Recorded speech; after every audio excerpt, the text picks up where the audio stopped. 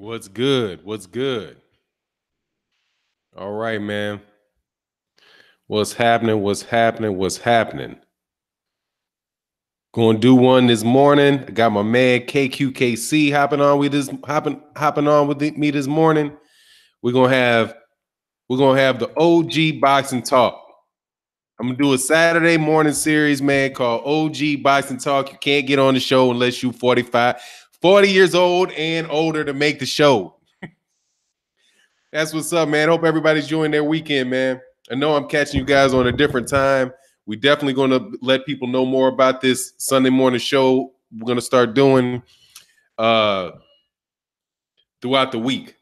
But what's good? Waiting for Kqkc to hop on, and we'll start chopping it up. But yesterday had a wonderful argument yesterday with UK fans. I'm trying to start up some arguments with some UK fans because just for the fun of it. And what's going on, Rory? Roy Noah Zorro, what's going on, man? I'm chilling, man. We doing this. This is the first run of a show that I'm gonna start doing on Sunday mornings. And I just changed. It's gonna be OG Boxing Talk, and I am going to be inviting cats 40 years old and older to participate in conversations about boxing, talking about old school boxing, talk about new school boxing, all that good old stuff. Talk about the politics of the day, all that. Yeah, Eric Stinson, I caught you off guard, man. No worry, I'm gonna start advertising them this week. What's going on? What's going on, Eric Woodson? Yeah, I'm gonna start advertising it this week, man. What's going on, Not Raja? King Ready? Too early? It's too early. Hey, man, I gotta be. Old folk wake up. Old folk wake up in the morning, man. I go to sleep at 9:30. I'm up in the morning. Hey, I ain't partying all night, man. So I'm up at the crack of dawn.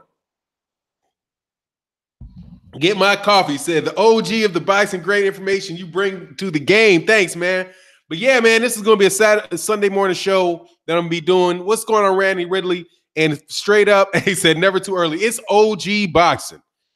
And that's all we're gonna be talking. That's what it's not for kids. Man, what's Kqkc? What's good, man? Hey, what's going good, man? What's going on, my brother? For some reason I can't hear you. I can't hear you, KQ.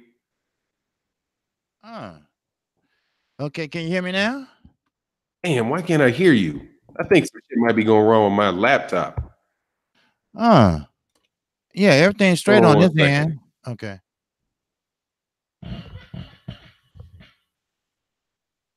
Why can't I hear? Smash the like. Hold on one second, man. I'm having a little bit of a technical difficulty here. Okay. I should be able to hear you, man.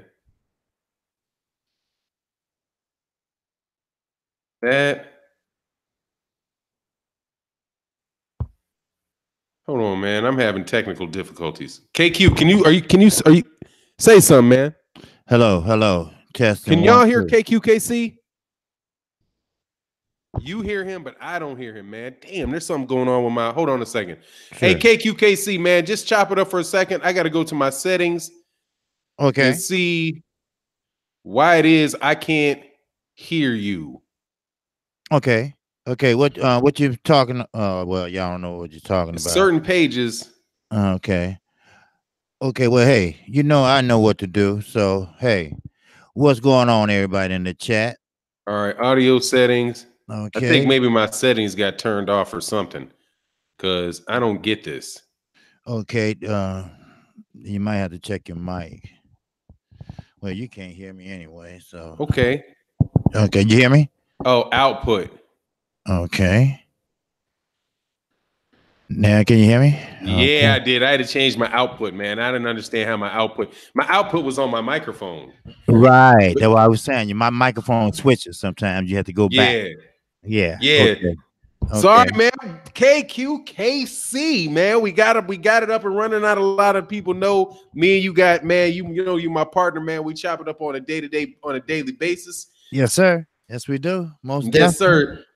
So what's going on, Michael Johnson? Let me welcome everybody to the channel. Let me tell you what I'm trying to do Sunday morning. This is gonna be OG boxing talk Sunday morning, man. We just gonna talk about any type of old school boxing, any type of conversations about. I want to argue about this Deontay Wilder stuff today, though. Okay, but that's kind of where my thing is with that, man. But let me welcome everybody to the chat, man. Eric Stinson, what's blazing in sports? Salute. E. Woodson, not Raja. King Red. King Corey Yellowman, what's going on? Cass, Harold Jones, Michael James 616, what's good? Tony Fielder, Carly Crush, JC, Damu Brat, what's going on, Damu? Randy Ridley, E. Woodson, what's going on? Yes, never too early. Rob Sportsman Lee, top of the morning. JT Wilkins, the real top cat. New Fat Boy Fitness was good. E double, excuse me. Good morning to you, New Fat Boy Fitness. Hey, man, appreciate that, man. Smash the like button. The Odd Fellas say greetings from the north side. What's up on the north side, man? Greetings from the far, far south side. Kane the bad guy, what's good? Say wake up it's Sunday morning. Yeah, get the hell up, man. What's up? Get your lazy ass out the bed. Do it like that. Do it like we're gonna do it like Black Fight fan. Get your lazy ass up out the bed.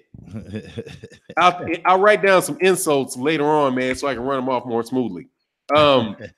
MSTTUK, salute. Michael James, Harold Jones, Kane the bad guy.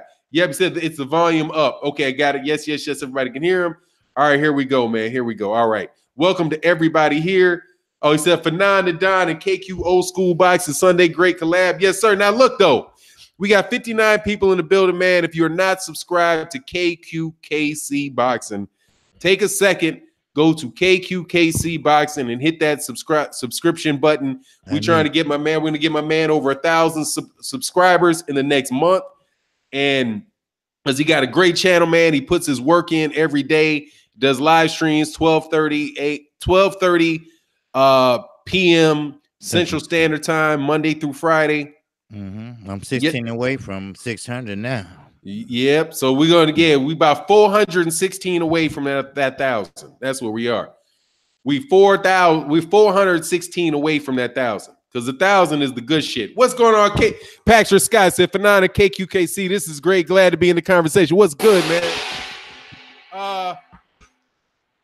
What'd he say? Fannon, what made you decide to do this? Have your own vlog? David Lawson. Damn, David Lawson. Oh man, I gotta catch my David sometime. What made me do this? I used to be waste a lot of time, waste a lot of energy. And I wanted to be able to donate money to boxing nonprofits, to sports programs.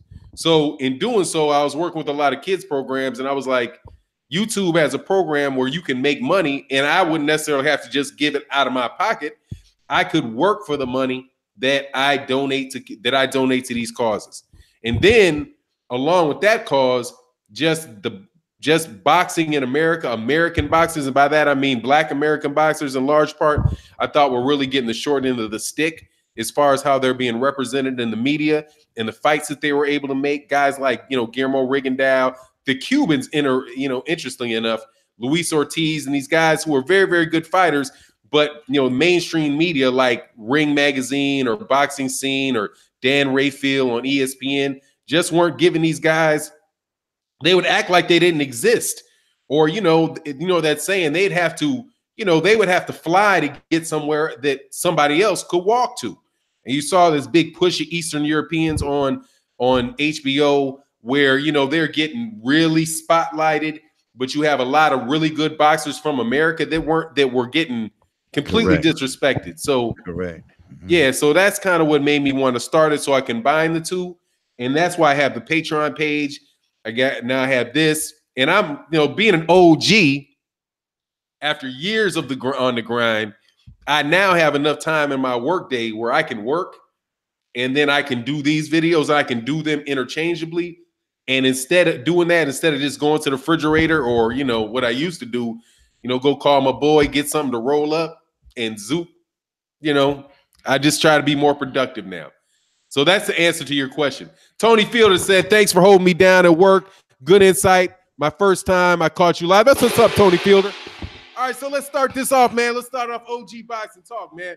I got a question for you, KQKC. Yes, sir. I don't know if you saw Terrence Crawford brought out his top 5 pound for pound. His top 5 boxers of all time. Oh, and I missed that. When you do that? Yeah. He came up with his top 5 boxers all time, and this was his top 5. Number 1 was Muhammad Ali. Okay. Number 2 was Floyd Mayweather Jr. Number 3 was Roy Jones Jr. Number 4 was Pernell Whitaker. And number 5 was Mike Tyson. Okay. That tells you a lot about it. Hey, that makes sense that he think that, though, because that's his personality. Right. All those dudes wrapped up are Terrence Crawford's personalities. What's your thought?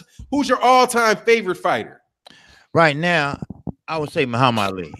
Okay, because he have done things in the ring that we haven't seen yet. Yes, he lost, but like I always say in my live stream, just because you fucking lose a no, cuss away. Okay, cuss away. Just because you lose a fight, that doesn't mean that you're a bad fighter. That just means that you have to come back harder. And Muhammad Ali did that. Muhammad Ali showed that he was a champion. He came back better and faster than ever after this. He got suspended. You know, he is the champion. He did come back. He did lay on the ropes and let it from a pound away on him. But then he came back. Now, he said Roy Jones Jr. I don't agree with that. Roy Jones Jr. had an awkward stance. He fought awkward. You know, I mean, sure, that can confuse a lot of fighters because it's hard to land a punch on someone that's jumping around the ring. Now, with Floyd Mayweather, now I will give him that much, Floyd. But you have to understand, Floyd is a welterweight, but he's a defensive fighter. He's a counterpuncher. A counterpuncher waits on you and try to counter. But Floyd never fought anyone that gonna go to their body and rough them up and have a rough fight. He never had a cut, but one cut in his whole 23 years of career. So, you know, I mean, Terrence Crawford, the fighters he naming are quick type fighters, get in, get out fighters. You know, something like himself. So that's why he's looking at himself. He didn't mention Errol Spence. And I kind of understand why, but you know, he didn't mention Mike Tyson. I can understand why, you know, but you know, he did mention Mike Tyson. Oh, he did. Oh, okay. Yeah, Mike Tyson was his 5th. Okay. Mike Tyson. Okay. Now, Mike Tyson, great puncher, hard puncher, will knock you out. But as far as the skill set is not up there. He's more of a brawler. You know, he don't have the sweet science. He don't have the skill set. He don't work behind his jab, then come in. He don't use angles. You know, he don't set up his punches. You don't have good place punishments. You know, so Mike Tyson, what you see is what you get: a young, stocky brawler, something like a Porter, but not as strong. You know. So, and I really believe inside and outside the ring that he had issues, you know, the issues that he should have had solved long time ago. So that's how I feel about it, you know. But I just want to go back to Floyd Mayweather for a second. Floyd, you know, he was so great as being a defensive fighter that he set a trend where some fighters will try to follow that trend.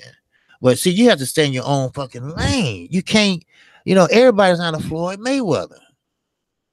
And Floyd, everybody ain't a promoter either. And he's not very good as being a promoter. We all know that.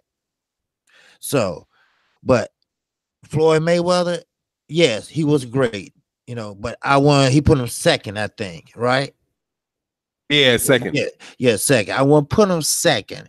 You know, I will put well, I won't even put Pernell Whitaker down that low. Because now Earl Spencer's good. He's great. We all know that. But he's still not that all-time great. He's probably great right now in this era. Like Floyd was great in his era. You know, every era has Who's a that? great. Who you saying isn't a great all time? Who was great in their era, but wouldn't be great in this era? Oh no, I was saying that Floyd Mayweather, he was great at his time in his era. But now, today, no, he wouldn't be. He couldn't face a young, hungry lion like we have today. You talking about Floyd Mayweather? Yes. All right, hold on. Let me jump in there. Let me jump in there. Okay. All right. This is my thing on Floyd. Hell, man, Floyd be lighting motherfuckers up right now. Because Floyd would have stayed at 135 pounds. He'd have stayed at 135 pounds. He'd stayed at 140 pounds. And he'd be killing these dudes, man. Straight up. See, but now hold on, man. Okay. Hold on. Yeah, let's just for the essence of, because that's our first go around. Okay. I'm gonna let you go all the way through. Okay. And then I'll go all the way through. Okay. Okay. Man, Floyd at 135 pounds, man, Floyd ain't gonna get beat by any of those dudes at 135 pounds. Lomachenko ain't beating him at 135 pounds. Tank damn sure ain't beating him at 135 pounds. Teofimo Lopez getting beat up. Easter's getting beat up. All those dudes getting beat up at 130 pounds. At 140 pounds, I don't think that there's any of those dudes that can beat Floyd at 130 pounds, 140 pounds. I don't think now at 147 pounds, I think Floyd beats the only person with a chance to beat Floyd, if Floyd is all the way up, is Errol Spence and maybe Terrence Crawford. But I don't think Terrence Crawford beats Floyd Mayweather Jr. Floyd Mayweather Jr.'s in his prime and fighting at 135, 140 pounds. I think he give everybody the business, man, because he's just not that far away from it. So go ahead, man. So what's your thoughts on that? Well, you're right. You know what? You're right. If you look at it that way, yeah. Hell yeah. Floyd, first of all, Floyd's a thinker in there. If he was down at 135, Floyd, they call it collecting that fucking data, but it's not really that. It's really finding out. That's what I like about the sweet science. You get a chance to figure out what your opponent is working with. Some people just go out there and just go at him, but he take his time, figure you out. Then he pretty much dissect you. Let me put it that way. He dissect you. He might see that left hand dropping where he can counter with that right, or he might see something in there. And you're right. At 135, he will dominate. Now, let's go to 147. 147, if he was in shape, ready to go, just like before he retired or when he was fighting, he wasn't a hard puncher. We know that, but he was an accurate puncher. Now, it's a difference. Just because you're a hard puncher, that doesn't mean you can't be a hard puncher as an accurate puncher. An accurate puncher will get your attention. Hey, Kqkc, can you see my notes that I sent to you on your screen? Yeah, I see it. You see the group chat? Yeah, I see it. Okay. All right. So go ahead. Just read that and go ahead. Oh, okay. But let me get to these super chats real quick before that, okay? Okay. Hey, man, Clay got him, man. Thank you so much. He said, love your channel, champ. You're running this load. Running this load from Wisconsin to Houston.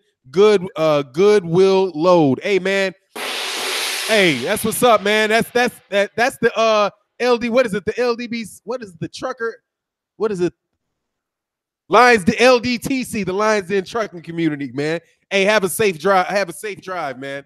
Tony Fielder said, thanks for holding me down. Okay, I got that at work. Very good insight. My first time caught you live. That's what's up, Tony. And Patrick Scott, yes, sir. Thank you again in the super chat.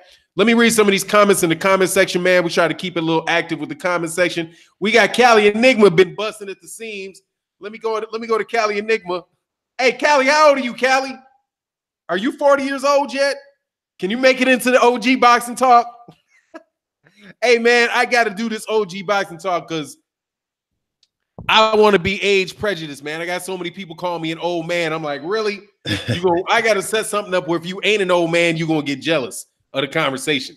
I don't think Cali's 40 yet. Otherwise, Cali 41? All right. Cali, show me your birth certificate, Negro. Show me the birth certificate, dog. You look too young to be 41, dog. How old am I? I'm an OG. See that? I turned 50. Actually, OG should be 50. What's OG age, OG?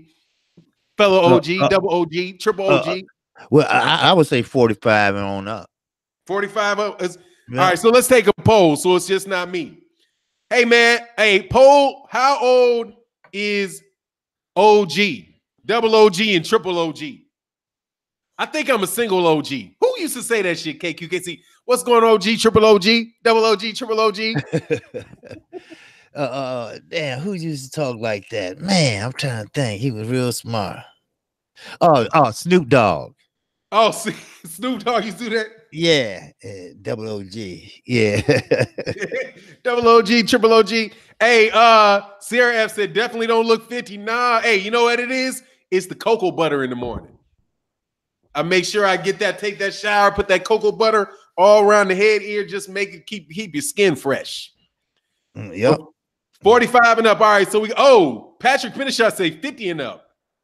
Oh, Derek Marcel said 45 OG, 45 double OG. That's what's up. Damn, Connor Wells, 69? Damn. You got some high OG standards. You got other level. You got dog. You got to be a senior citizen to be an OG. I got to cut. I can't. Yeah, I'm OG. I know I am, dog. Because I got to listen to people falling for sucker moves like what's that? Kubrat Pulev and his sucker moves. Hey, Sierra F. Are you a female, Sierra F? Let me make sure you're a female because some guy. What's good, Money Pal? What's going on, MP4 Bids? Yes, sir. That's my guy. Man, MP4 Bids in the building. Fans perspective, OG's a mindset because some older dudes dumber than these youngsters. No, they're just a DO. They're just a DOG. There's a DOG, a dumb OG. That shit don't matter. They got to be a dumbass OG. Sucker move. That was the last contract. What was that? Oh, God, dog. I didn't read the Don King yet, Michael. I didn't read the Don King contract yet. But let me get Ice Cube after Friday next. Oh, OG, double OG. Yes, sir. Oh, 12 kids. Experience on the matter makes you a smart OG. Oh, all female Sierra F? Okay, all right. There you go. Thank you. Got to check. I got to check. All right, so let me ask you a question, man. Can you compare what is the last time you saw a fight? What's the best fight that you wanted to see that you never got to see? KQ. Okay. KC. In the past. Yep. Okay, yeah. In the past, I wanted to see Floyd Mayweather and Kester Maor. I never got a chance to see that fight. You know, I don't know why, but they never did work it out. You know, they tried to, but it never did come to fruition, you know. And I think that would have been a great fight for Floyd. You know, Kester Maor, he's come from Cuba. He has that Cuban fighting style. And I think he would have gave Floyd a hard time. Because they kind of like mirrors of each other. And that's one of the fights I really wanted to see, you know. And I just wouldn't, come to fruition. They just wouldn't happen, you know. Like everybody was wishing for Manny Pacquiao, and they got it 5 years later. Well, I wanted that, and it seemed like negotiation broke down, and that was it. And next thing you know, Kester Maor retired. So, and Floyd kept going. So, yes, Floyd. Casamayor duck pretty boy fact. Did Casamayor duck him? Yeah. I got to go back and look at that. Hey, oh, that's an OG right there. Retro boxing, man. You feel like jumping on? Oh, man. Cali Enigma wanted to jump on, but Cali Enigma, I know you an OG.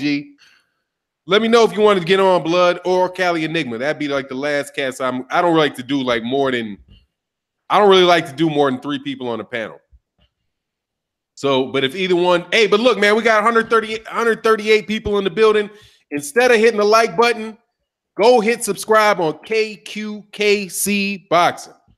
Don't hit subscribe. You don't have to like the button. You don't have to like or dislike. Go subscribe to Kqkc Boxing. We're trying to get that man over that 1,000 subscribers. He's putting his work in. He's 416, as we know right now, 416 away from that. 416 away. 600 is good, but 1,000 is a lot better. And that's where we need to get all these channels, man. We need to get all these LDBC channels to put their work in and really have stuff to box. Like, how many guys going to, like, you start having these conversations with non-OGs, they're never going to bring up Casamayor, you know? You can't bring up Johnny Tapia, Mi Vida Loca, because that's one of my, when people ask me, like, who won a 3 is the charm, Sarah F. Off. He twisted my head, dog. Twisted my head. He said, go support my homie Kqkc. Yes, sir. Judah Ben Israel, man. I see you dropping them videos, Judah Ben Israel. I haven't had a check. I got them things on my watch later. But I see what you doing over there, man. You got my Patreon style videos going on over there, Judah Ben Israel. Already sub. Okay, that's what's up. I'm gonna send a link to my man Blood Boxing, and who is Retro Boxing more. And hey, Kelly on the link. Conversation real quick. I sent you the link, man. Blood. Okay, so let's go. Jokari Max said, to me, it's Costa Zoo versus Mayweather. Yeah, you are Jamari Mackey, man. You really wanted to see Costa Zoo beat up real bad. Costa Zoo retired not to get out of that ass whooping. He was like, I'm out. He lost to Ricky Hatton. He got that questionable knockout he knocked out Zab Judah. He gave Zab Judah the chicken legs, and he jumping all over the ring. Then he got in there with Hatton, and then he got beat up by Ricky Hatton instead of getting beat up by Floyd Mayweather Jr., which is kind of funny because like Ricky Hatton's career in that regard is similar to Anthony Joshua, because you had Floyd Mayweather Jr., who was there right around that weight, because that was 140 at the time. I think Floyd Mayweather might have been at 135, but easily within the next weight class, and that was before he really blew up. But Costa Zoo, instead of fighting Floyd Mayweather, fought Ricky Hatton, and Ricky Hatton beat him. But then Ricky Hatton, unlike AJ, had some heart and came to the United States trying to pick off Floyd and got dusted. And then he got, because it was Ricky Hatton, Floyd, and Manny Pacquiao were kind of at that, coming up, But Floyd outdistanced all them cats, man. Oh yeah. Floyd was smart. Ricky Hatton was saying that I'm gonna be taking the belt from Floyd, and he was and Ricky Hatton was like 43-0. Now, who he was fighting, I don't know, to be 43-0. But Floyd ended that quick. He gave him that check hook. He ran into that turnbuckle, and bam, he didn't know where he was at, and Floyd finished him off. He said Floyd was gonna run the whole fight. Floyd stood there and fought his fight and still won. Because we all know Floyd is not an inside fighter unless he has to be. When he fought Marcos Madonna, a lot of people say Marcos Madonna won. But you see, you have to look at, your punch placement. Floyd was hitting, while he was hitting Floyd was, pop shotting him in the stomach. You hit him hard enough, that hurts, Yep, you stick me in there. That hurts.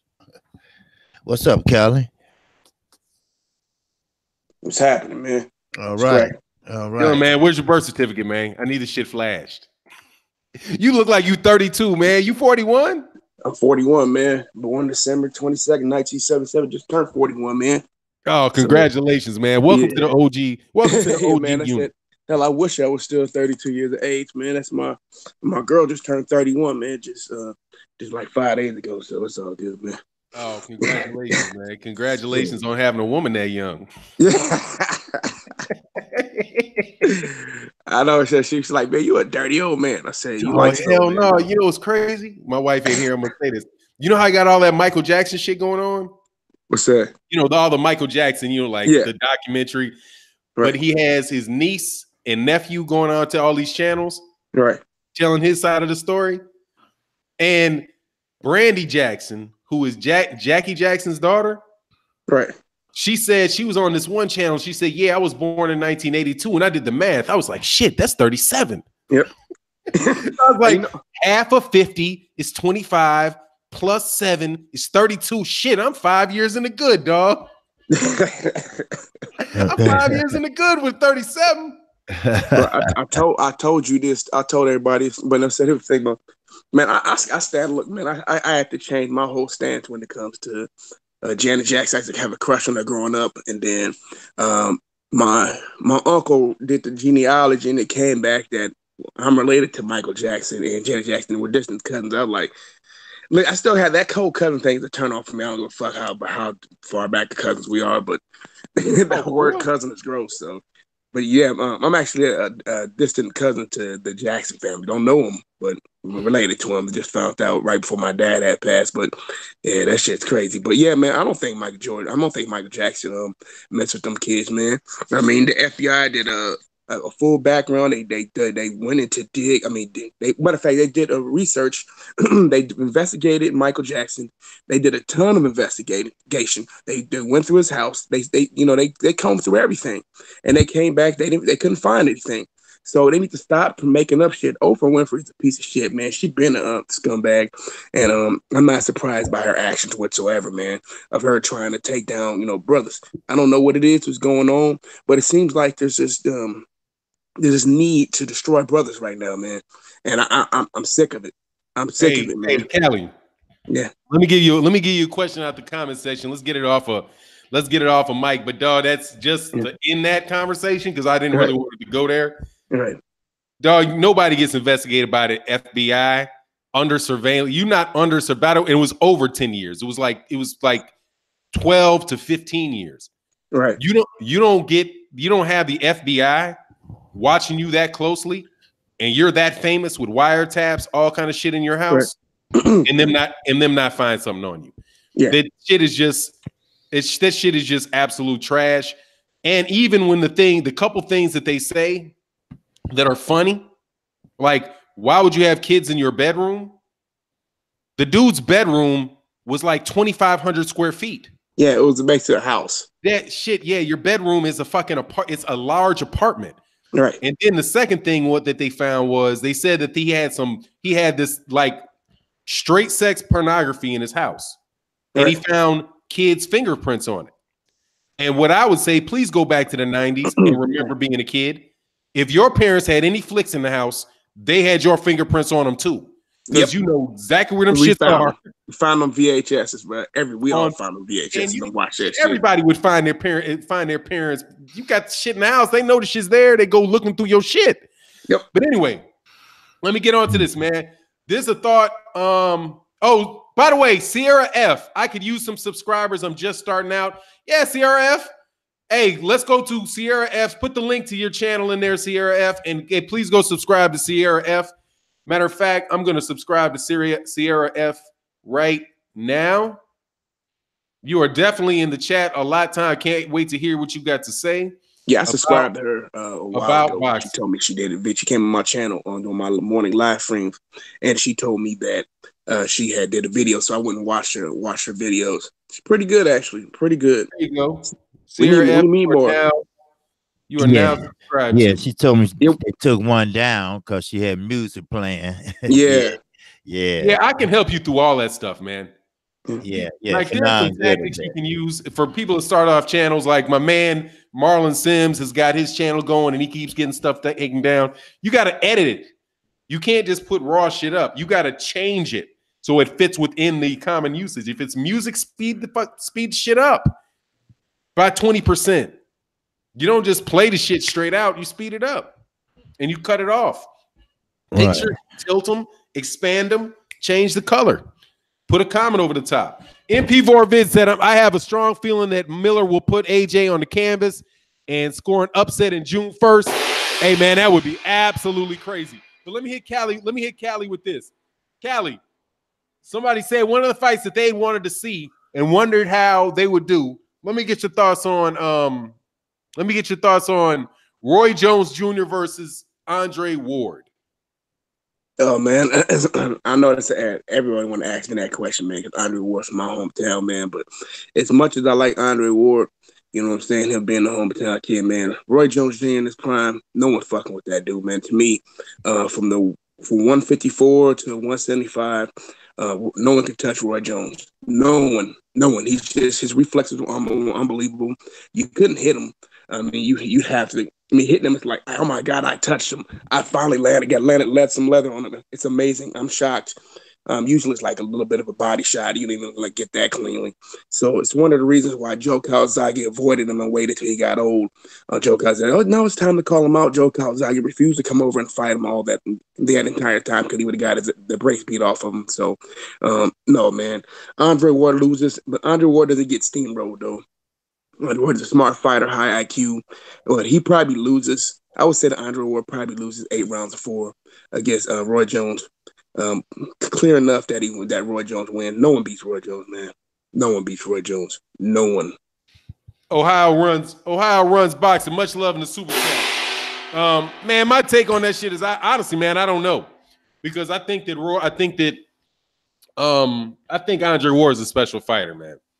I really think that dude's a very special fighter, and I think he's got a style that if Roy Jones Jr. I think Roy Jones Jr. is a little bit smaller than him. What's going on, Akabin? I mean, I would favor Roy Jones, but it really wouldn't surprise me, man. It wouldn't surprise me if Andre Ward was able to get him. Primarily because his ability to fight on the inside and just the fact that he don't know how to lose, man. But I mean, I would lean towards Roy Jones for sure. Button Town South said, just click on her icon and go to the channel and subscribe to her channel. Yeah, that's the easiest way if you want to do that. MP Vorfit said Roy defeats Ward by decision. Skills from New Orleans. Prime Roy, he can't be touched. Prime Roy can't be touched. Let me go back and think, man. Because that's a big can't be touched. And he's at 100 and what's he at 100 and what's Roy? Middleweight or 168? A prime middleweight or 168? I don't know, man. I don't know. But it's tough. At 160, it's tough, man. Because I don't think that I don't think Bernard that's the reason. There you go. That's why I'm saying that I think Andre Ward has a shot to beat Roy Jones, because a less experienced Bernard Hopkins at 160 gave Roy Jones everything he could handle in that first fight. Roy won that fight, but Bernard Hopkins was doing work in that fight. That was not a blowout by any stretch of the imagination. And I think that Andre Ward is a little bigger, a little stronger than Andre Ward, and I mean then Bernard Hopkins. He fights in a similar style, but more fundamentally sound. I think that could be a shocker for Andre Ward.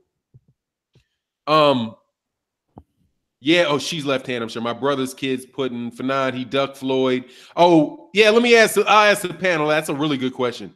Fannon, he ducked Floyd. How do you think Acelino Freitas would do today? Shit, Acelino Freitas. How you think that Ryan Garcia about to do? Ryan Garcia about to get knocked out. The very first one of those guys that he fights. Acelino Freitas was a hype job, and I think he'd be a hype job. He's like Acelino Freitas. Nazim was one of those, a good-looking guy, or prototypically good-looking dude who they thought that they could sell in that division, and he padded his record up. And then the first time he bumped into somebody that could fight, he got beat. I don't think he's anything different than Ryan Garcia. Ryan Garcia, I just saw where Canelo Alvarez said that he thought Ryan Garcia was the best prospect in boxing today. I was like, man, what the hell? You got a crush on him or something? Man, Ryan Garcia is going to get beat by, he's going to get knocked out by Teofimo Lopez. He's going to get knocked out by Tank. He's going to get beat by Devin Haney. He's going to get beat by Shakur Stevenson. I think he is, out of those group of people, he's the fifth. And there might be somebody else out there, some unknown Argentine dude jump out there like a modern day, like a new Marcus Maidana and beat him up, man. I ain't big on him, dude. I'm not big on him. And I wasn't big on Acelino Freitas, man. Acelino Freitas, I thought was just a hype job, man. That's my take. What's your thoughts on him, Kqkc, on Acelino Freitas? Well, I think you're right. He was a hype job, and it seemed like he never could, grow into his manly body to me. Just like Ryan Garcia, you see how he stand. Just like a Devin Haney. They fast, they get out, get in, get out, whatever, but they can't bang. They don't have like that grown man body yet, it seems like. I don't care how many weights you lift. If your body is not responding, your metabolism is not responding, then, you only can do so much. And it was a hype job. HBO, they good at that. A lot of non-traditional fighters, like, they don't like the sweet science, those type of fighters. They try to, boost you up, make you better than what you are, try to pad your record, and most of these guys are like, they should be on a poster than in a ring, and that's what's fucked up about it, and it's a sweet science, like I always say. If you're a champion, you want to be a champion, your ultimate goal is what? To win and to unify. Those should be the two on your mind. Don't bite off more than you can chew, and move them slowly, but move them, methodically, That's how I feel, about it. All right, hey man. So let me get this. Let's move this to a hot. Hold on, let me hop on that one, because I remember him, man. I do remember HBO trying to market him. He had solid power, but he really didn't have very much with that. That's what it cost. I don't think he was all that skilled as a boxer, in my opinion. They matched him up well, and in the moment he really went up against somebody, he got exposed. Which Corrales flatlined his ass. So, I was actually happy because I didn't like it, but I didn't like the way that Jim Lampley tried to push this dude.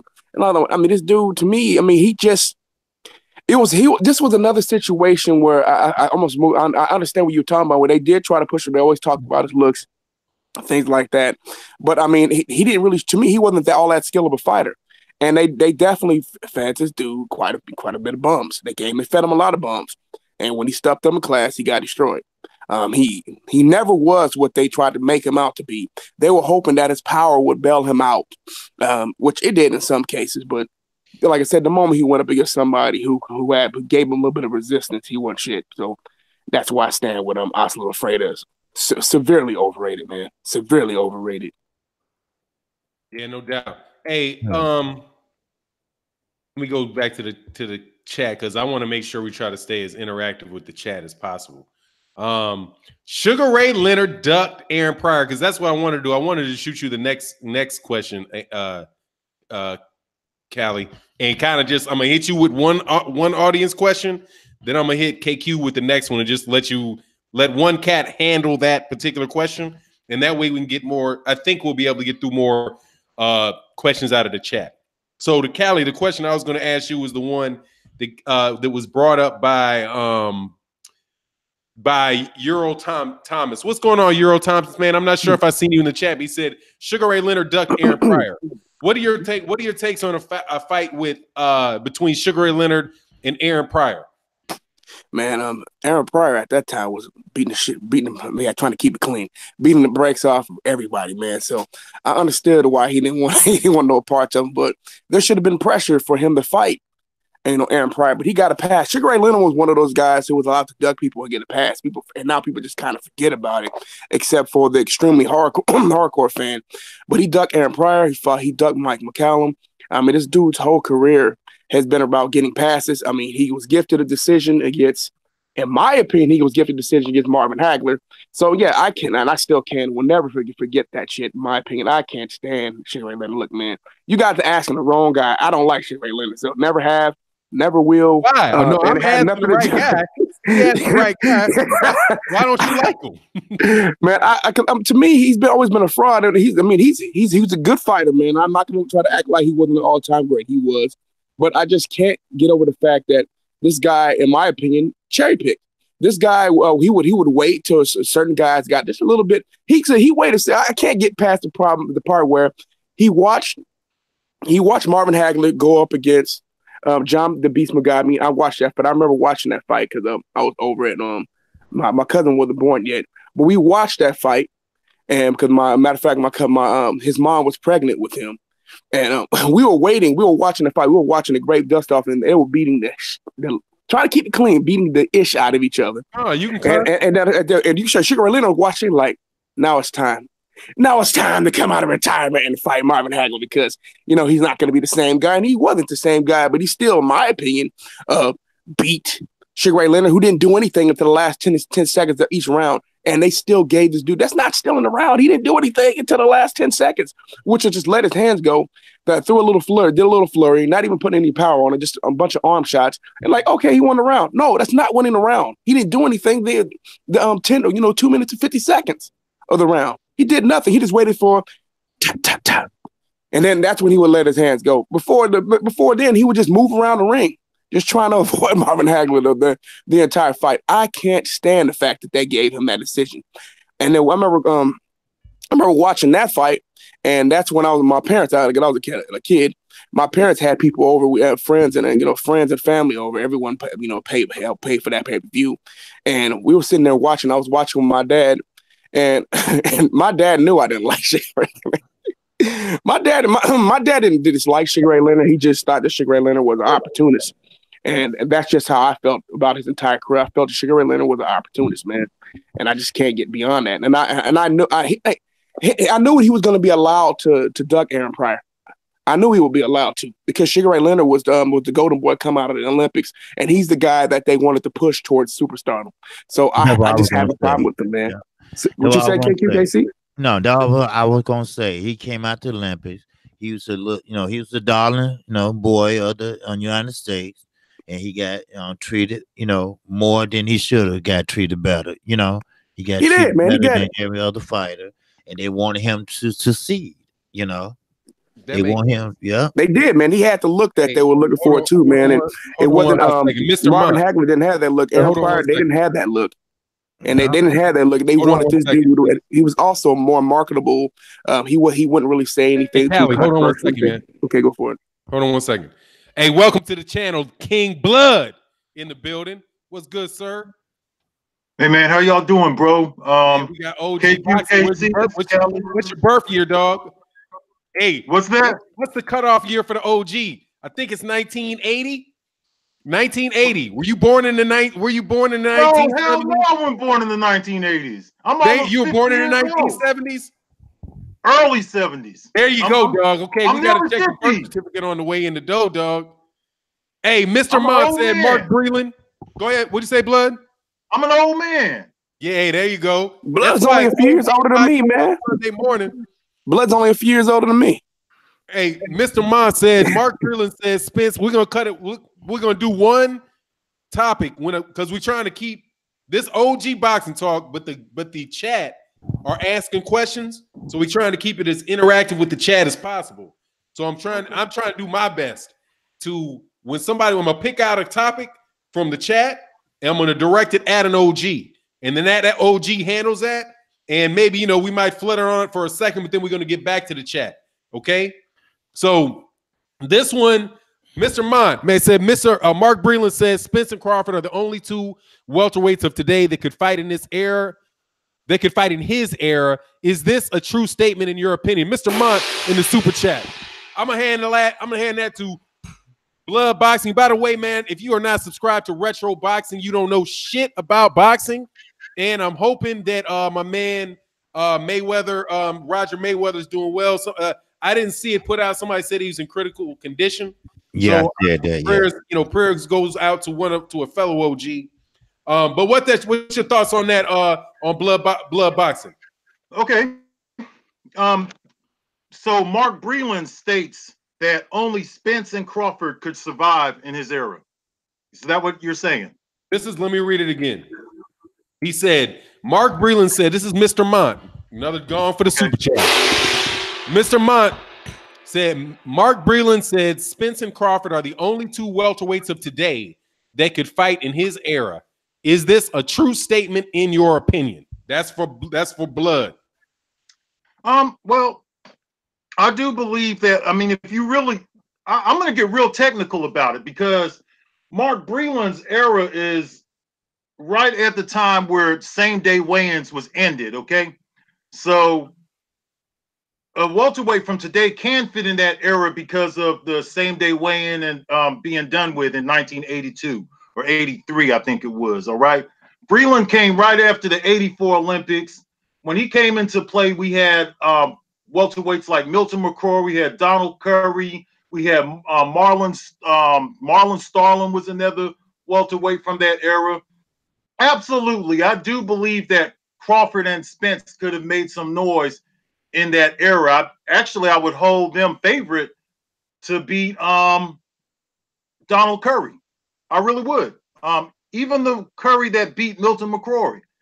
I think that Spence and especially Errol Spence, he's such a big welterweight, man. I mean, this guy comes into the ring weighing 170 pounds or something like that. He would have been way too big. About 160. Guys like McCrory, even in the 160s, he would have been too big for guys like McCrory and Donald Curry.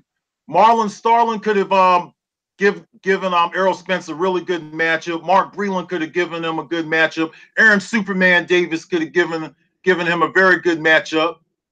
There was some very good welterweights at the time. I do believe that Sean Porter could have held his own during that era. I think that Keith Thurman could have made some noise in that era. They didn't have all these belts floating around like they do now, like the WBC Silver and all of that. Of course, the WBO wasn't even considered a major sanctioning body at the time, which that's the belt that Terrence Crawford has. There was 3 belts available. Curry had the majority of them. They had another fighter from out of England. He was a very good fighter named Lloyd Hunnigan, who I think in his prime could have given anybody a good matchup. But I would definitely favor Errol Spence and Terrence Crawford and Keith Thurman and Sean Porter to beat Lloyd Hunnigan. And Lloyd Hunnigan had a belt at that time. So I would have to disagree with Mark Breland and say that more welterweights would have fit into his era. Hey, give me 20 seconds on that, Callie. Yeah, so here I go. Sorry, I had to unmute myself, but yeah, I actually agree. I agree with them with Curry, man. I do believe that Errol Spence and Terrence Crawford could beat them. I do think they could fit in. I don't think they would be I don't think they would be at the top of the division, though. I think it's just a little bit too much. But I do think they could have made some noise. But then again, I could be proven wrong. We'll never know because we'll never get a chance to see them fight them, dude. That's the unfortunate side about different eras. You know, so you can judge, but then you really can't. So it's the same thing with Floyd Mayweather and some of these other guys. Even though Floyd was undersized, I can't stand this dude. So I hate to say this, but I do think Floyd Mayweather can actually win in that division too, in that era too. I think he could actually compete there too. I think Floyd's a little bit out of that conversation because he's not one of these guys now. Give me 30 seconds on that Kqkc. And if I seem like I'm trying to cut it short, no disrespect to any OG on the panel. I just really trying to keep it where we can keep the audience interacted. Because when usually we get like 3 or 4 people on the panel, it winds up being a conversation between us and they don't get a chance to pick your brain. And we know cats in the chat want to talk to the Cali, KQ, and Retro, formerly known as the Great Blood Boxing. Right. By the way, I hate Floyd Mayweather. Just to let you know. Yeah. Hey, Kqkc, man, what's your take on that? Give me about 30 seconds. Okay, on well, whether or not, and just do you remember the question? yeah. Well, as far as Terrence Crawford and Earl Spence, they definitely can fit in. Okay, it's no doubt about it, but they won't dominate that era with Connor. It just wouldn't happen. I mean, it would be close. Yeah, they will fit in, but see, every era has its differences. Like Blood said, every time something changes in each era, something gets better, just like basketball, NBA. It's all then the next thing here come the 3-point shot. Everybody has a different era. You can't compare Michael Jordan and LeBron James. Things were different. Guys were different. Like today, you can't compare heavyweights. Heavyweights are young and standing at 6'6", 6'7" now at 21. They didn't have that back then. Boxing is steady changing, and I don't think if Earl Spence and Terrence Crawford was back then, no, they wouldn't be like they are today against other opponents. They will have a That's harder fair time. enough. Okay. Let me jump into this, and KQ, I'm gonna throw this next one at you, but I'm gonna give my thoughts on this. When people talk about whether a guy could fight in a past era, to me, I always think that they're going to learn to fight differently if they're in that era. So if you have like these 6'7", 6'8" heavyweights, if they're fighting in the mid 1970s, they got to go 15 rounds. Them big motherfuckers might not be able to float around for 15 rounds, dog. Carrying all that fat on them. Some of these guys are tall, but these tall dudes get knocked the fuck down as soon as you touch them on the chin. And they got to go 15 rounds. And they got to go 15 rounds, multiple fights. Right? So I don't know. There were guys that were 6'7", 6'8", but 6'7", 6'8", carrying all that weight, and you got to fight 15 rounds. That's what Ali. Who's got the A? Who's not on mute? I just getting a lot of feedback. If you're not, can you hit the mute? Thanks. Yeah. Is that me? Yeah, whatever. Yeah, so I just think when you compare eras, you got to say, okay, what would these guys, everything that those guys did then, you got to hold them to them same rules. Just like Blood said about the same day weigh-in.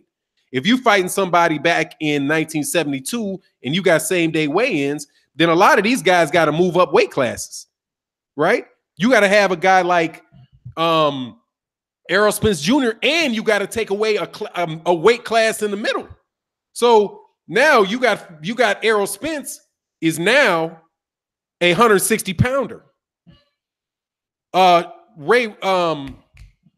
Crawford is now a welterweight and been a welterweight. Well, that was for Jared Hurd and Jamel Charlo to probably have to go up 2 weight. Well, I know they would have to go up 2 weight classes.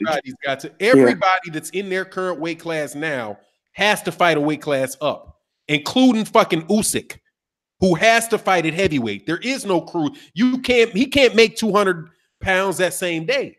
So I'm saying, like, when you compare those things, that's why Blood was being technical with it. But let me jump on to the next question, which is going to go to the Diesel, and then I got a special request for Blood Boxing, who been killing me the last couple days, dog. Blood, you've been killing me about Kubrat Pulev, dog. You've been killing me, dog. You've been killing me. You said, dog, I was listening when you made that comment about 250-pound women. I was like, damn, a 250-pound woman seems about right now, dog. Man, I'm telling you, bro. I got a question for both with the big girl. you guys after this too, and you guys gonna like us, Jim Lampley and Usyk involved in this. So I got a question for both of you guys after this, for everybody on the panel too. So here's this thing: Kqkc, Okay. Deontay Wilder versus George Foreman. Give me 1 minute on it, George Foreman. 1 minute each on it. I'm trying to figure out how I can make this shit I'm trying to keep it in the section. We got 200 people in the building, man, and we want to keep 200 people that are engaged in the conversation as much as we possibly can. So we got my man, the Diesel, said Wilder versus Foreman. What's your take on that, Kqkc? and then we're gonna put a fan. We're gonna act like Cali Enigma ain't on the panel and let him shoot a question to the panel. Go ahead, Kqkc. Okay. All right. Well, I hate to say this, but Foreman got power just like Deontay Wilder. But if Foreman catches Wilder, Wilder's going down. Because Foreman has that relentless power. He will stay in and no matter how big he is, he still will fight and swing, and he will knock you out. He had power that these guys today can't compete with. Sure, Deontay Wilder, he has the right hand. He can knock anybody out today. But back then, Foreman, no way. I don't think he could. It doesn't matter about the size or whatever. Foreman had a right hand that will knock you out. And he has a chin. And I don't think Deontay Wilder's chin can hold up to George Foreman's right hand. So was that a man? I completely disagree with you. I think, I think Foreman's a better fighter. I think Foreman is definitely going to be favored in that fight, and he definitely. I would pick him to beat Deontay Wilder. I would pick all those heavyweights from the era to beat Deontay Wilder. But Wilder has a chance with his power. His power, he has all-time great power. You got a shot against any of them dudes just from one punch. So I think because of the skill set that they would be able to avoid that right hand or be able to take it away. So I think they would beat him in that fashion. But I do think he would have a chance in every single fight. His power would have given him a chance in every fight. May I expand on this, please? Do you guys mind if I expand on this whole conversation? Please do. Oh, go ahead, man. Okay. First of all, when we're talking George Foreman, we're talking two different George Foremans. Hey, right? Blood, 1 second, Blood. I'm gonna go get a cup of coffee. Can you do just manage it for a minute? Yes, absolutely. All right, thanks. Okay, so listen, when we're talking George Foreman, guys, we're talking two different versions of George Foreman. Now, I do honestly believe that the 70s version of George Foreman would have done worse against some fighters. Like, for instance, I believe the older Foreman would have done better against Ali than the 70s Foreman did, because the older Foreman was more patient. The 70s Foreman was wild. He went in there with a bunch of wild punches. He settled down in his punches by the time he came back in 1987, okay? So we're looking at a whole different Foreman from 1987 and up. Let's not forget there was a 9-year retirement, okay? He was a different guy. The 70s version of Foreman would have provided a different look for Wilder. The 70s version of Foreman was wild. He would have went in there like he did against Lyle and all of them guys, throwing all those wild punches. It could have been a scrap. It would have went either way, man. Whoever landed first. In fact, I would have favored the 70s version of Foreman to beat Deontay Wilder. He had a weight advantage over Wilder. Even the 70s version came in at 226. Wilder's been coming in weighing things like 209. Wilder got to get his weight up. He would need his weight up to fight the 70s version of George Foreman. The more relaxed version of George Foreman, the Foreman that fought Shannon Briggs and Tommy Morrison, I think that Wilder actually has a better chance against the 90s version of George Foreman, because he would allow Wilder to establish the distance. Wilder likes to start slow. He likes to put that jab out there, establish distance, think about what he's doing. The 90s version of George Foreman would have allowed him to do that. But the 70s version of George Foreman would not have allowed him to do that. He would have went right in there and gave Wilder a fight like he's never seen before. Because so you're talking about the physicality, right? The physicality of the 70s, right? The physicality of George Foreman in the 70s. The physicality of George Foreman in the 70s. Let's try not to cut each other off. Problems. Let's try not to cut each other off. Absolutely. See, in the 1970s, I think that Foreman was not as good of a boxer as he was in the 1990s. But he would have been more dangerous. He was a loose cannon in there. And I think that he would have knocked out Deontay Wilder. He would have definitely gave him the scrap that he had never received in his whole career. He's never received a scrap like what Foreman from the 70s would have gave him. The Foreman from the 90s would have gave him a chance to establish distance. And I think at that point he was too old. He was in his 40s. He's the age that almost as old as I am now. So it depends on which Foreman you're talking about. The Foreman from the 70s, I would favor over Wilder. The Foreman from the 90s, I would favor Wilder. I'm going to leave it at that.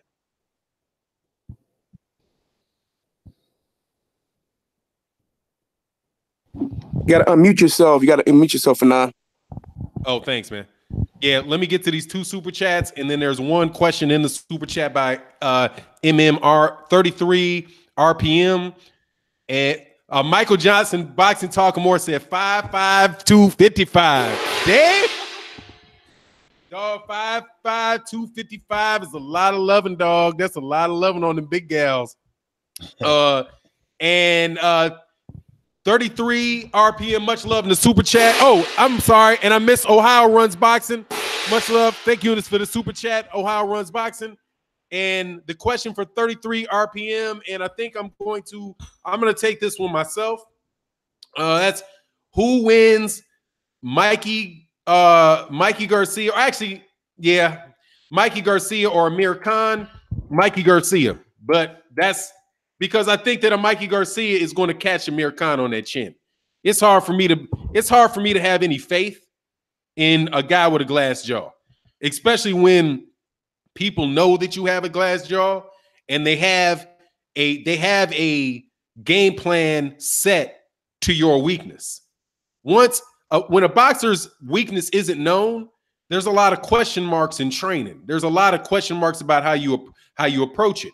But once somebody has an Achilles heel, people they look and they exploit, they train to get to that Achilles heel. You have to change the way that you approach the fight to protect your Achilles heel.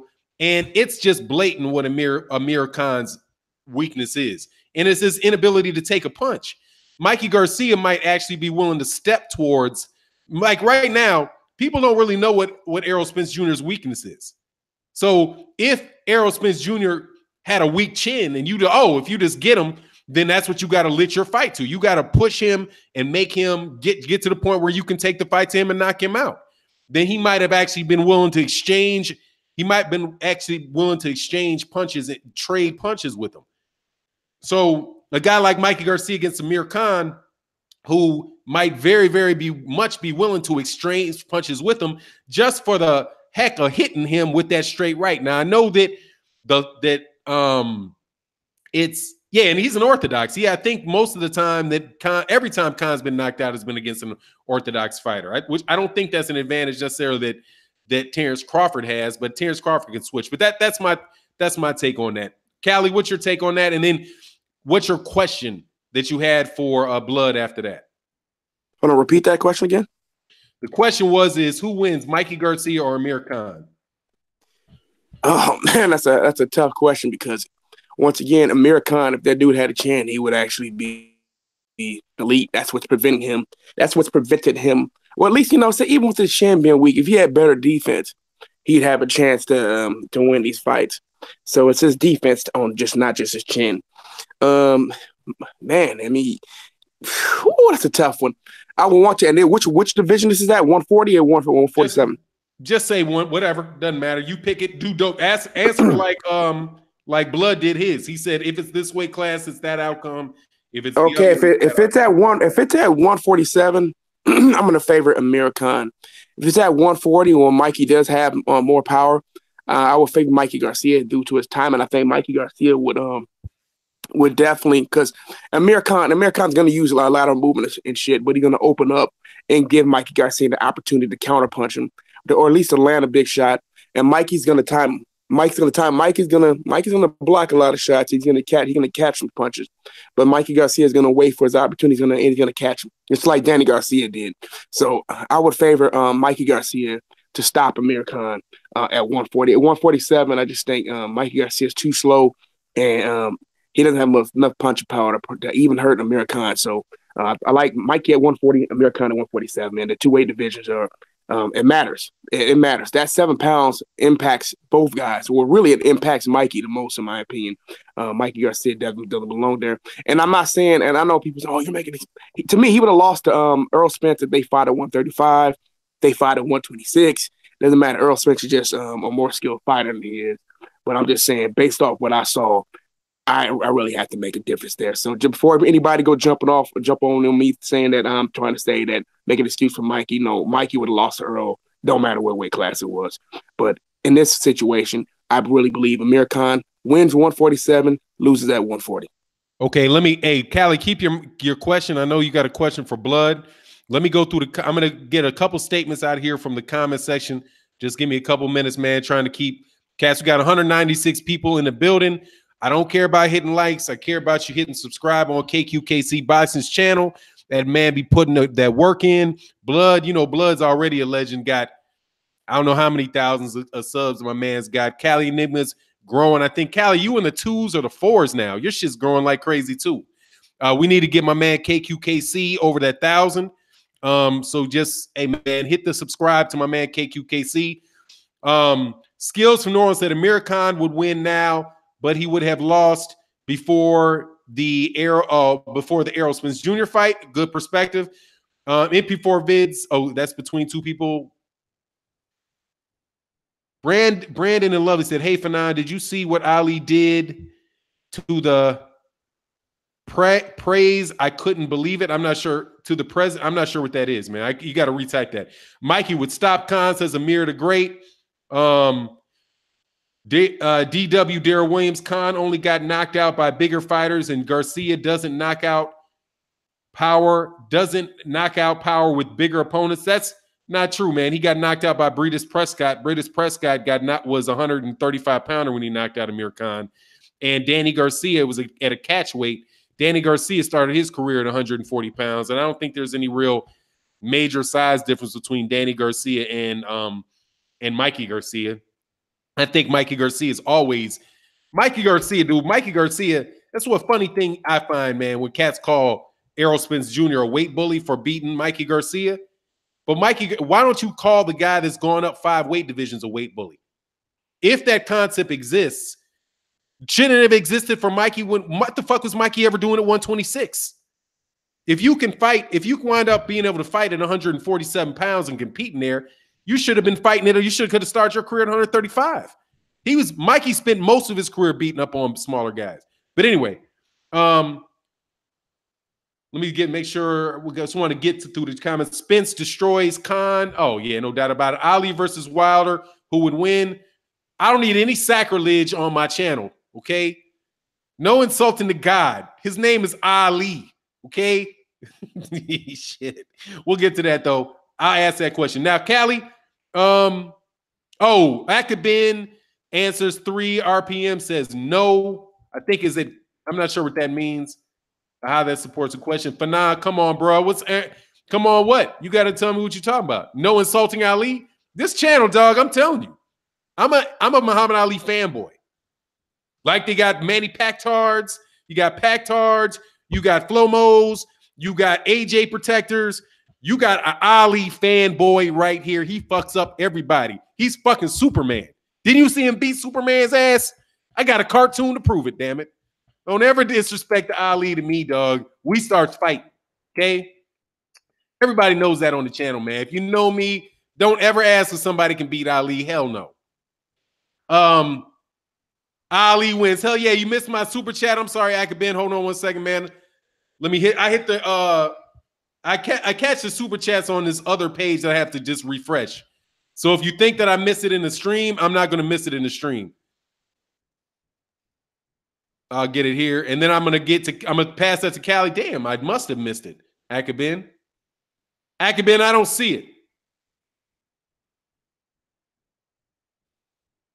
Oh, Aaron said, yo, Noop, what's your number? I'm trying to call in, dog. I can only do 3 people on a panel at a time. I can't do, really, I only like 2 people on the panel at a time. But we do 3. We're going to do 3 on this one. And I got to see your birth certificates, dog, before I put anybody on the OG call in. But I appreciate you, man. Much love in the super chat. Oh, there it is. And Aaron said, how would Spence fare against Khan? All right, we're going to get that question after Callie Enigma's question. Callie Enigma, what's the question you got for Blood, my man? I had a question about, about Jim Lampley. and Alexander Usyk. He said that Alexander Usyk. I want all you guys to answer this question. Well, I already know where I stand, but I'm gonna let you guys answer the question. He said Alexander Usyk is better.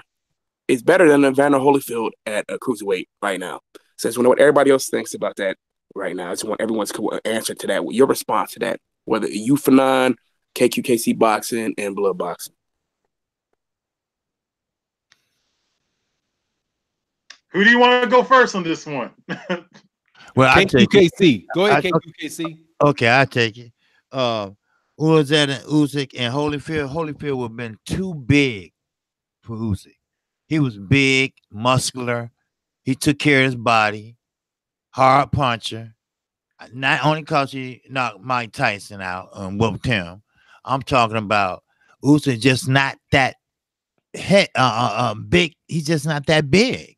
And a cruiserweight is like a stopping point in between middleweight and heavyweight, really. You know, normally you at cruiserweight for maybe what, a year, maybe 2, and you going up to heavyweight. And Usyk, no way he can beat Holyfield. Holyfield was very, very muscular and strong, and he was very skilled. And he did everything right as far as working behind his jab. And he always was in shape, always on his toes. Always on the ball of his toes, moving around, sticking, moving, hitting hard, sitting down on every punch. I don't think, no way. I don't think Usyk could ever handle Holyfield in his prime, you know. Go ahead, Blood.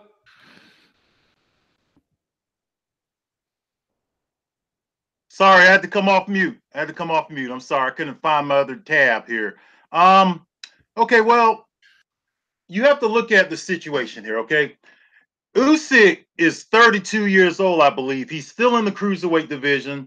Now, the cruiserweight division has expanded its limit since the cruiserweight division started, okay? I believe it's now 200 pounds. Evander Holyfield was 26 years old when he moved out of the cruiserweight division. He had beat guys like he beat Dwight Muhammad Qawi. That's a huge name right there, okay? Carlos de Leon was an excellent fighter. I personally don't believe that Alexander Usyk has beat fighters like that. But by the time Holyfield was 200 pounds, okay, which he would have still been able to get away with being in the cruiserweight division if he had moved up in 2019. All right, because the limit is different. It's 200 now. All right. But he was fighting guys like Michael Dokes. He was fighting James Tillis when he still had a little bit of the quick left in his tank.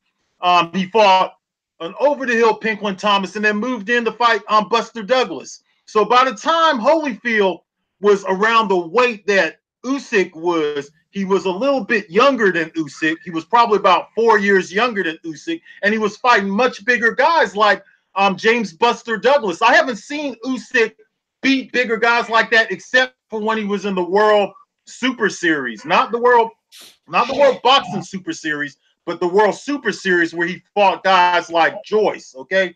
But to me, Holyfield is way more proven.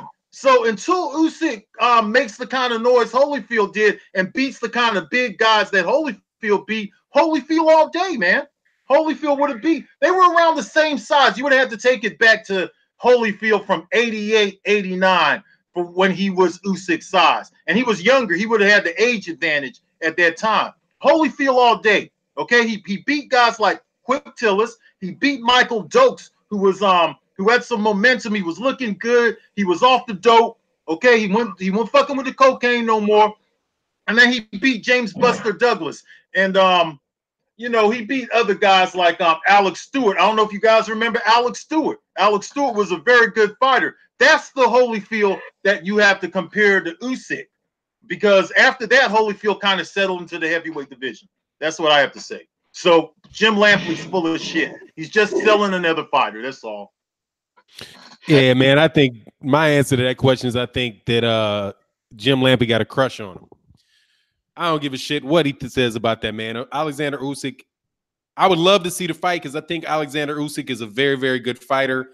I don't think that I think Alexander Usyk, the way that he approaches fights is to wear somebody down over time and just throwing a lot of pity pat punches. And I think that's why, if you looked at the fight between the last fight he had with Tony Bellew versus Alexander Usyk, I think Tony Bellew was catching him a good amount and winning some of those rounds before Alexander Usyk just kind of steamrolled him because he got fatigued. I don't think that's an option with a guy like Evander Holyfield, and I think that Holyfield is going to beat the shit out of Alexander Usyk. And if Alexander Usyk does win that fight, he's going to wind up losing his career anyway, because that's just too much. That's too much punishment coming from Holyfield. And Holyfield at cruiserweight was a monster, and I think that he more than likely is going to probably get knocked out by Usyk. Would probably get knocked out by him, but I don't see that amateur professional style really being able to go on a Hall of Fame guy. And I don't really like to talk a lot about resumes, because I think in boxing, man, we put too much emphasis on, this guy didn't fight that quality guy, this guy didn't fight that quality guy, because that doesn't necessarily mean that he can't if he steps up. But in the case of Evander Holyfield, I think the style is really bad for Usyk, because Evander Holyfield can not only box on the outside, but he's going to put his head in your chest and underneath your chin, and he's going to Andre Ward your ass. And that's just a lot of punishment that Usyk is going to have. And I just don't think that tap tap tap tap tap tap tap shit is going to work with a guy that, by the way, is just as big as he is and stronger. Because the one thing that Evander Holyfield has, a big advantage of Holyfield has had over everybody he fought, with the exception of George Foreman, was how unbelievably strong that guy is. And he's a hell of a boxer. And it's not a Dorticos. He's not a Gassiev.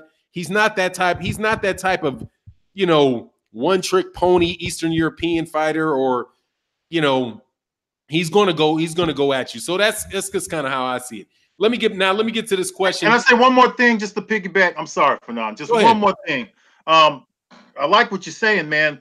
What a lot of people don't realize is that actually Evander Holyfield fights kind of similar to Usyk, with the exception that he's proven himself as a stronger fighter, and he throws more punches than Usyk. I'll be willing to bet that if I do the research, the CompuBox research, Holyfield throws more punches than Usyk. He utilizes angles just like Usyk does. He understood the importance of utilizing angles through being on that 1984 Olympic team with Pernell Whitaker, who was the captain of the 1984 Olympic team, who taught these guys the importance of utilizing angles. That's all I have to say. All right, let me go back to a question. First of all, Black Fight Fan TV in the building. Much love in the super chat. He said, great boxing talk, enjoying my Sunday morning church. James Quick Tillis and Black Fight Fan TV, trained by the same trainer, Errol Spence Jr. fanboy. Hell yeah, I'm an Ali fanboy, dog. And ain't no shame if you're going to be the fanboy. It's boxing. You can be a fanboy of a fighter, okay?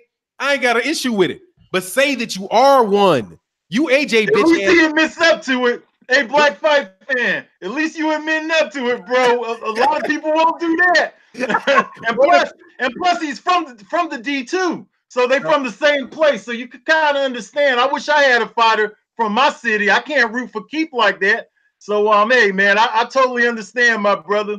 Big up to my brother, Black Fight Fan. Great interview with the Queen, Miss Shields. Okay, big up to y'all, man. And I feel the same way.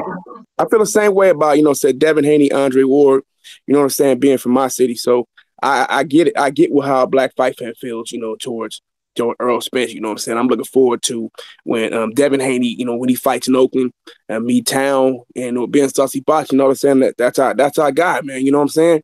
So I feel it. I feel the same way that when somebody comes from your town, and a lot of people say you do feel something different when the guy is from your city. It's different, man.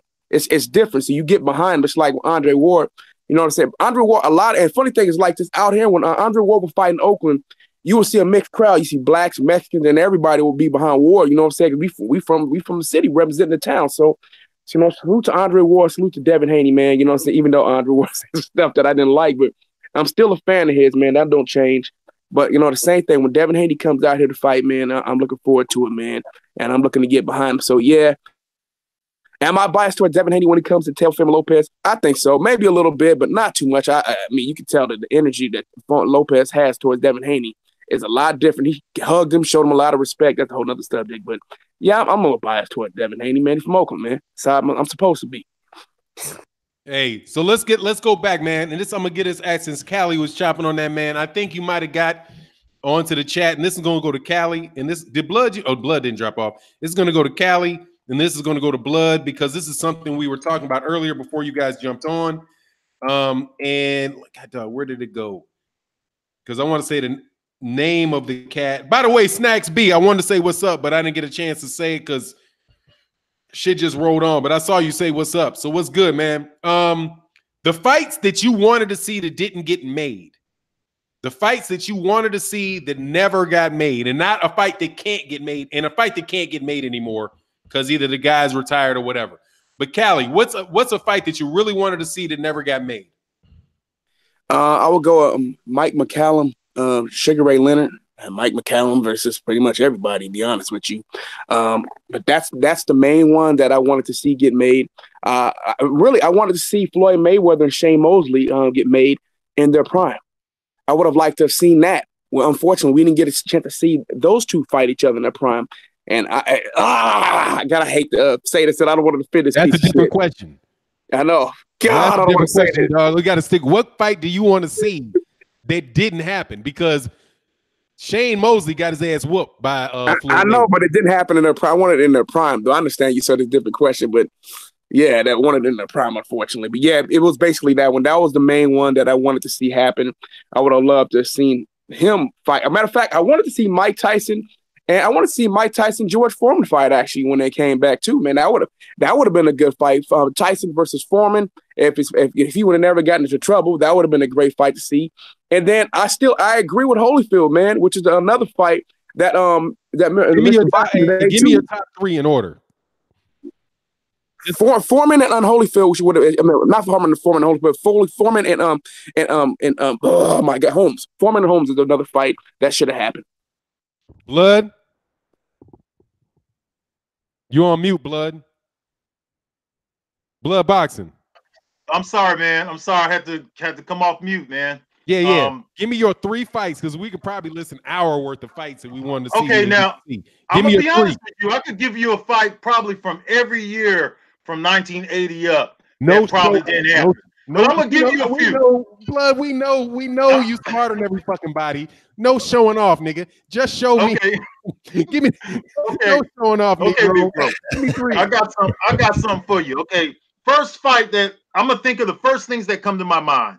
The one fight that I wanted to see that didn't happen, was Lennox Lewis versus Riddick Bowe. I made a whole video about that. Another fight that I made a whole video about that did not happen was James Toney versus Bernard Hopkins. There's no excuse. The fight should have happened. Another fight that I made a video about that did not occur was Floyd Mayweather versus Paul the Punisher Williams at welterweight. I would have loved to have seen that fight. Another fight that I would have loved to have seen, and I have to say it's a collection of fights because when Mike Tyson was incarcerated in '91, a whole bunch of heavyweights came into the scene. I think some of those fights would have been fire for Tyson, such as Mike Tyson versus Ray Mercer. That would have been fucking fireworks, man. Mike Tyson versus Tommy the Duke Morrison would have been a great fight. In 1987, Marvin Hagler retired. Marvin Hagler was only 34, 35 when he retired. He was an older 34, 35 due to all those fights he had in the 1970s when they were ducking him, when they wouldn't let him get the fights against Monzone and all of them. But in 87, he left us with unfinished business. Okay, he didn't fight Michael Nunn. Michael Nunn versus Marvin Hagler would have been a great fight. You know why he retired, Blood? Do you know why he retired? Hey, Because KQKC, man, you next, man. Let's get this last one, get your last one off, blood, and we're gonna move to KQKC. Okay. Because I got a question. Just so you know why I'm jumping through this. I'm jumping through this shit because somebody just talked some shit in that fucking comment section. Okay? I don't want to hear jack shit about fights you think people fucking won. Okay? Clarissa Shields didn't lose a fight. Check fucking box rec. Anyway, go ahead, KQKC. Oh, okay. Well, like I said, I already answered Casamaior and Floyd Mayweather. And I'm sorry. Hold on. Yeah. Why didn't those fights happen? I want to hear what he has to say. I do. Okay. I want to hear it. I want to hear what he has to say. Okay, I was saying about Floyd Mayweather and Casamaior. That's one fight I wanted to see happen, blood, but I didn't see it happen. And I was going to quote about Hagler when he fought Sugar Ray Leonard, and he lost. He took that real personal. He never laced up a pair of gloves ever again. He said, and that's why he retired. Early. That's why you didn't get a chance to see the fights that he wanted to see. So he would have been a good opponent for those guys, especially Michael Nunn. I really would like to see that one. Me too. Yeah. Yeah. But he took Mayweather Zoo. Yeah. So he took that at heart, and but Floyd Mayweather and Casamaior, he was a good Cuban fighter, man. He moves. He was a southpaw, but he got in, he got out. Floyd had trouble with southpaws a lot, and I think that would have been a great fight. That could have been one of Floyd's losses. Yeah. I don't think I ever answered the question, man, because I got an interesting question after that just came in the comment section. But actually, I don't think that I ever really did that. I never answered that. Mine is I want to see Andre Ward versus Gennady Golovkin. I want to see Canelo Alvarez. Well, no, because you got to do the ones, but that's the one that I wanted to see. That can't happen now because I wanted to see Gennady Golovkin get murdered. I really hate that fight didn't happen for all that shit that they were talking. I wanted to see Leonard versus Pryor, and I want to see God dang, what was the heavyweight one? And I wanted to see Larry Holmes versus George Foreman. Those are the three that I want to fight. Now we got something in here that said, let me go to the comment section real quick, man. Keep cats involved. We got 218 people in the building. Somebody subscribe to Kqkc Boxing, please. We're trying to get that man over 1,000. We got Scottie Pippen's nose versus Leonard Ellerby nose. I'm gonna get that out of the way. Leonard Ellerby's nostrils easily win over the bridge of Scottie Pippen's nose. That's like my nose versus Leonard Ellerby's nose. I take Leonard Ellerby's nostrils in 3. Sweet Pea. Calzaghe versus. There you go. Let me shoot this to KQKC, then to Blood, then to Cali. Andre Ward versus Joe Calzaghe. Whoa, that's a good one, man. You ain't lying. Andre Ward is a little bit too smart. The ring IQ is there. Kqkc, that southpaw. He's a good fighter. And he could take a punch. He'd get in there and scrap. But Andre Ward is just too little bit smart for him. Andre Ward, he's always in there thinking. He's always thinking how he can dissect you. And Kqkc, he's looking for the openings. He's looking for the perfect punch. He got good punch placement. He does. But Andre Ward thinks better. He thinks faster on his feet than Kqkc do. He's like one step ahead of you. He don't give you a chance to think. That's what's so good about Andre Ward. That was special about him. He has that natural instinct of what you're going to do next. So, I have to take Andre Ward over Kqkc. Sure, he was a good hometown guy over there, but he wasn't. He's not an Andre Ward. Put it that way.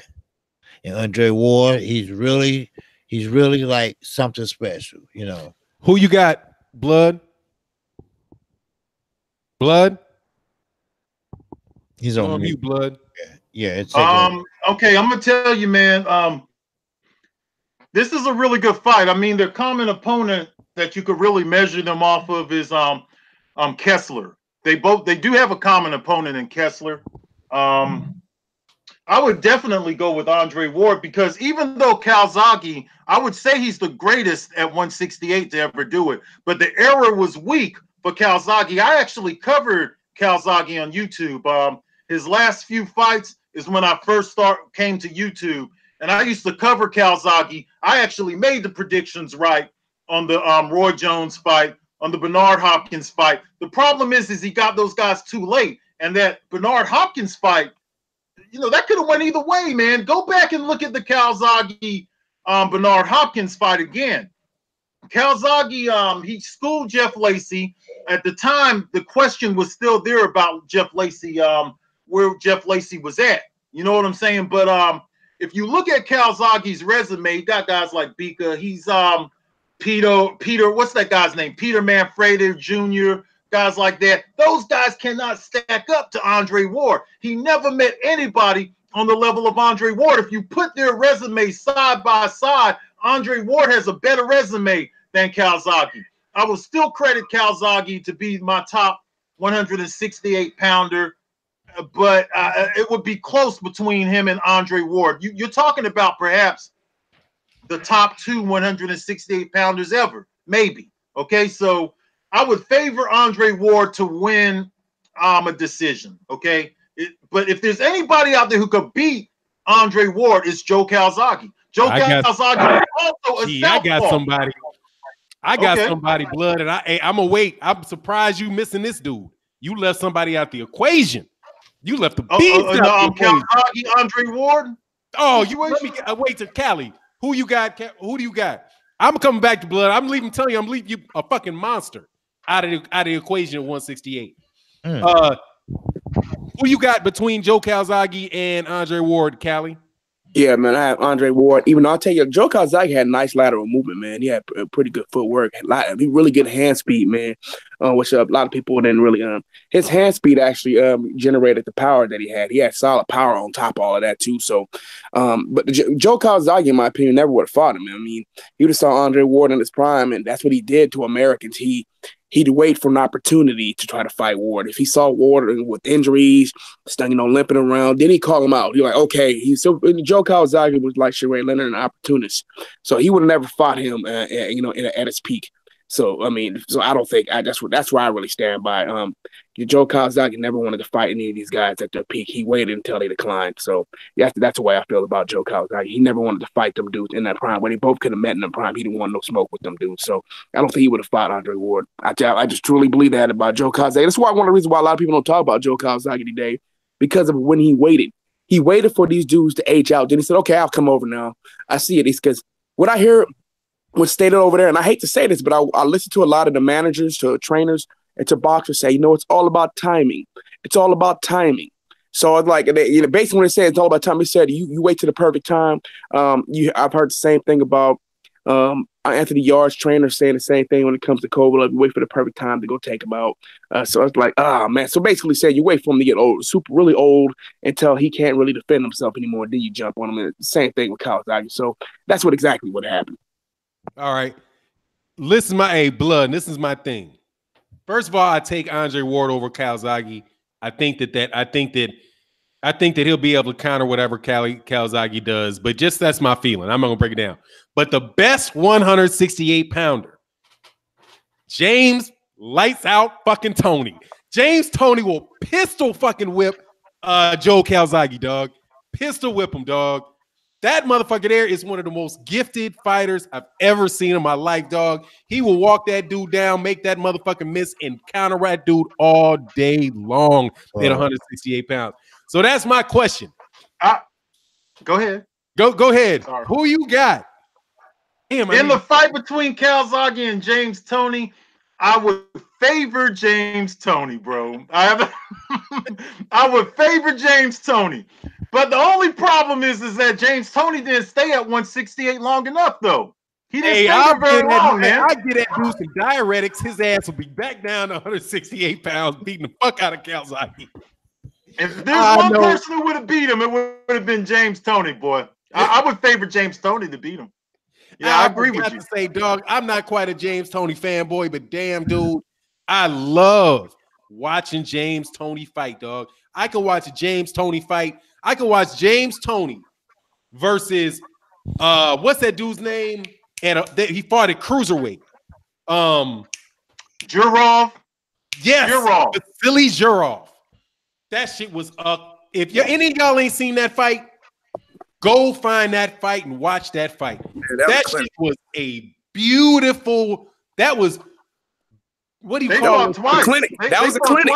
That was beautiful. That was like barbaric beauty. That shit was gorgeous, dog. Yeah, I call it a clinic. Oh, that shit was wonderful. Yeah. Hey, Fatal said, "Who do you say you were trying to help get 1,000 subs?" Oh, we're getting Kqkc. Kqkc. Much love in the super chat.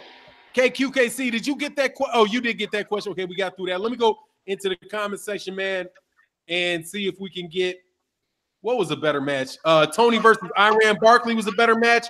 I mean, it was a good fight. I like Tony versus Iran Barkley, but I mean, Jurov, that shit was action every second of that fight. Let me go. James is a bad. Heck yeah, James Toney's a bad dude, man.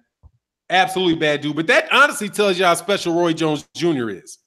For Roy Jones to beat that dude like that, that was something. Oh, John Black Johnny said Roy Jones Jr. versus Muhammad Ali.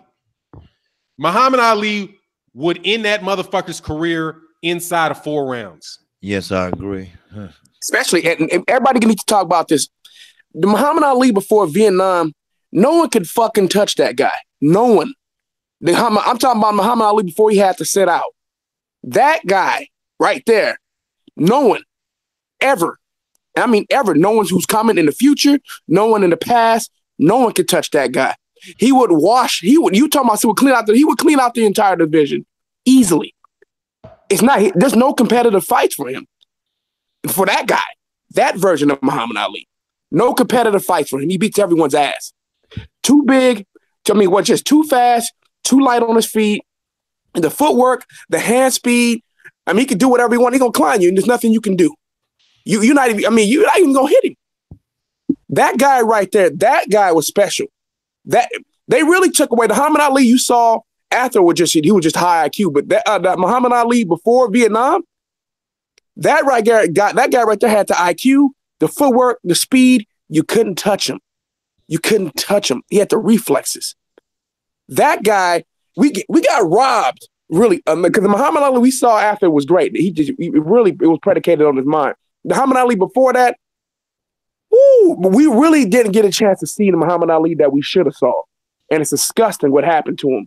And that's the United States of America. And I mean, that's pretty much the United States of America, and pretty much in one sentence right there. The racism is one of the reasons why we didn't get, that's the main reason why we didn't get a chance to see Muhammad Ali in his prime. To me, that's Muhammad Ali in his prime.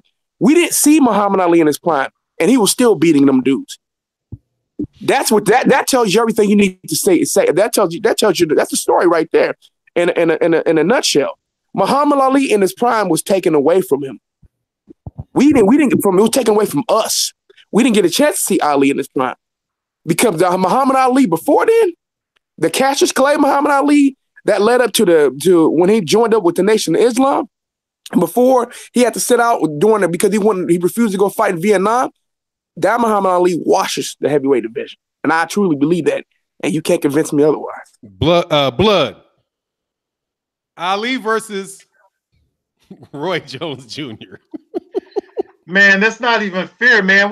If for Ali to fight Roy Jones and for it to be competitive? Hold on, he can. Hey, Blood, let me tell you why I'm asking this question. Okay. Roy Jones Jr. was a heavyweight champion. Okay, but we have to look at it. We have to really dissect it now. You're talking to an Ali expert here. Okay. Ali weighed what? You're talking to an Ali expert right here. I know everything there is to know about Ali, okay? I could even tell you the only way for this fight to be fair First of all, because Ali was physically bigger than Roy Jones. Yes, Roy Jones did move up and fight John Ruiz. Let's not forget what Roy Jones weighed that night. Roy Jones was able to muscle up to 201 pounds or something that he weighed? He was like right at 201 or something like that. The only time Ali ever weighed anything close to that, I mean, in his prime in the 64 and up, he weighed around 215. All right, now in the 1960 Olympics, he would have had to fought the 18-year-old version of Ali from the 1960 Olympics for it to even be the same kind of weight. And that, listen, Cassius Clay wasn't losing to nobody. I don't care if he was 18, but he would have had a chance against an amateur Ali. But anything of 1964 and up, then nobody could fuck with Ali, man. Roy Jones, he might have been able to beat that 201-pound version of Roy Jones, would have been able to beat the Ali that fought Leon Spinks. Okay? But anything from 1962 to 1976, Roy Jones couldn't have fucked with him. That 205-pound version of Roy Jones would have got beat. And he might have got beat by Ali 77, 78. I don't know. Because Roy Jones was just naturally not a heavyweight, man. He was not a heavyweight. He didn't have a very good chin. He couldn't take, after he went back down after that Ruiz fight, he seemed to lose his punch resistance from that point on. So, no, I don't give him a chance against Ali. It's not even a valid question, in my opinion. Hey, somebody in the chat room said that Roy Jones. Hold on, somebody in the. Can I say? Hold on, I try not to get like interruptions.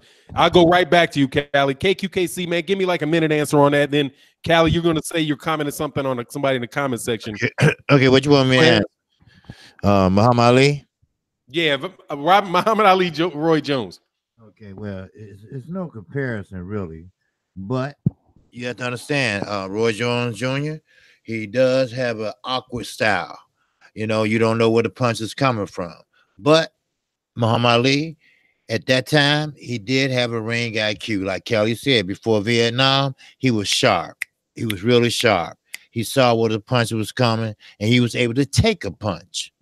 Now, after Vietnam, he still was the same Muhammad Ali in a way, but he slowed down a little bit, in activity, but he's still had that sharp mind. He always found some type of way to win, by playing possum or whatever, he would find a way to win. And Roy Jones Jr., he comes straight at you. He picks his spots, he jump in, he jump out. He jump in, he jump out. But Muhammad Ali will catch him with one of them jumping ins. Then he gonna catch him going out. Because Roy Jones Jr., he does have an awkward angle, but we all know boxing, you don't go straight back. You go side to side. When you go straight back, that's when you get caught. And Roy Jones Jr. has a habit of doing that sometimes. And Muhammad Ali is a thinker, and he will catch him. No doubt. Hey, look, man, let me, first of all, this was a joke question. Okay, because that shit ain't a fair fight. Roy Jones Jr. wouldn't last 2 rounds. Yep. The fight that makes me, I mean literally, he would not last 2 rounds. And I don't think he lasts 2 rounds against a 1975 Ali. Because Ali's just going to, the thing that Ali always had in his career was a super fucking fast jab and a straight right hand. And he's too long, he's too fast, he's going to knock him out. Matter of fact, in my opinion, the best light heavyweight in history, in my opinion, is Bob Foster. Bob Foster, the sheriff. And the sheriff took his ass up to 175 pounds, and Ali didn't box with him. He just walked up and punched him in the fucking face and knocked him out. He's not going to play with Roy Jones. And Roy Jones ain't got no fucking chin. So what's going to happen is he's going to walk right up on him. He's going to hit his ass with 2 jabs, a straight right hand. You remember that saying he used to be?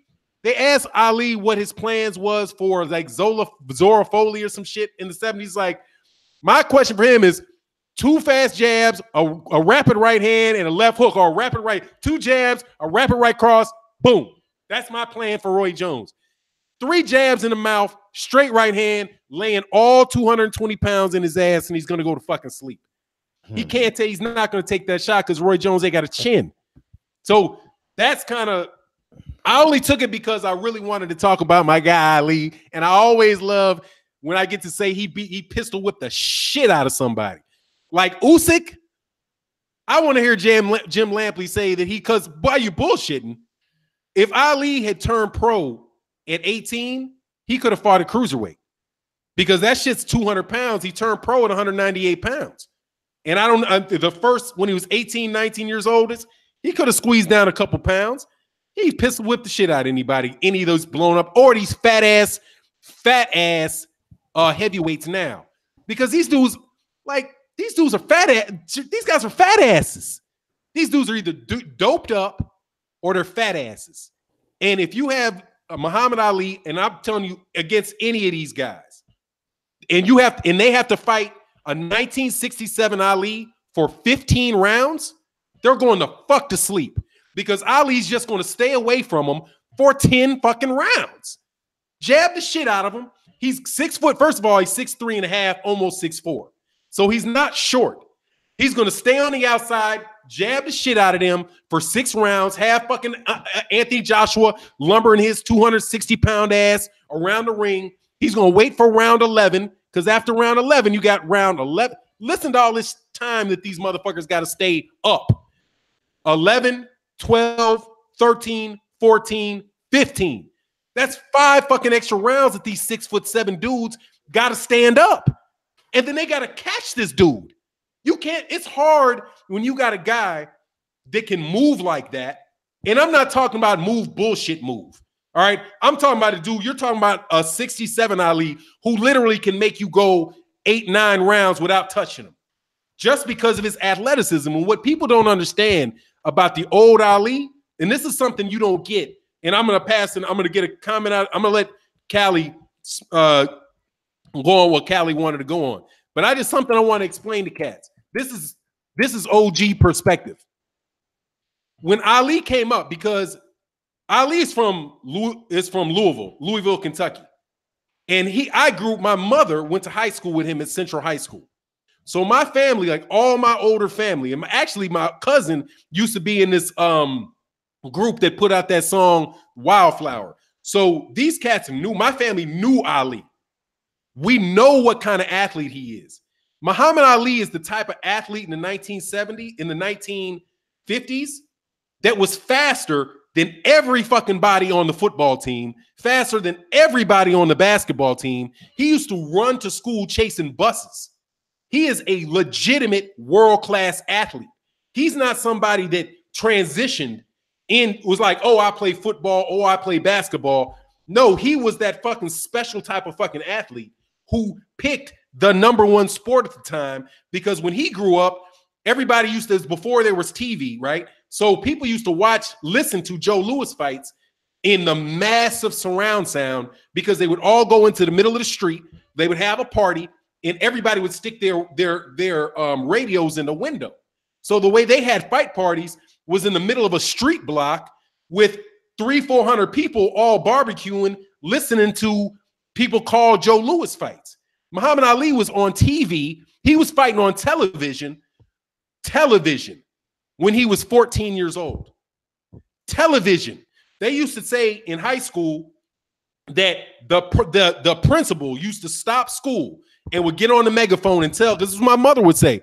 They would be like, Cassius Clay is fighting in the National Golden Gloves. It's going to be on Channel X.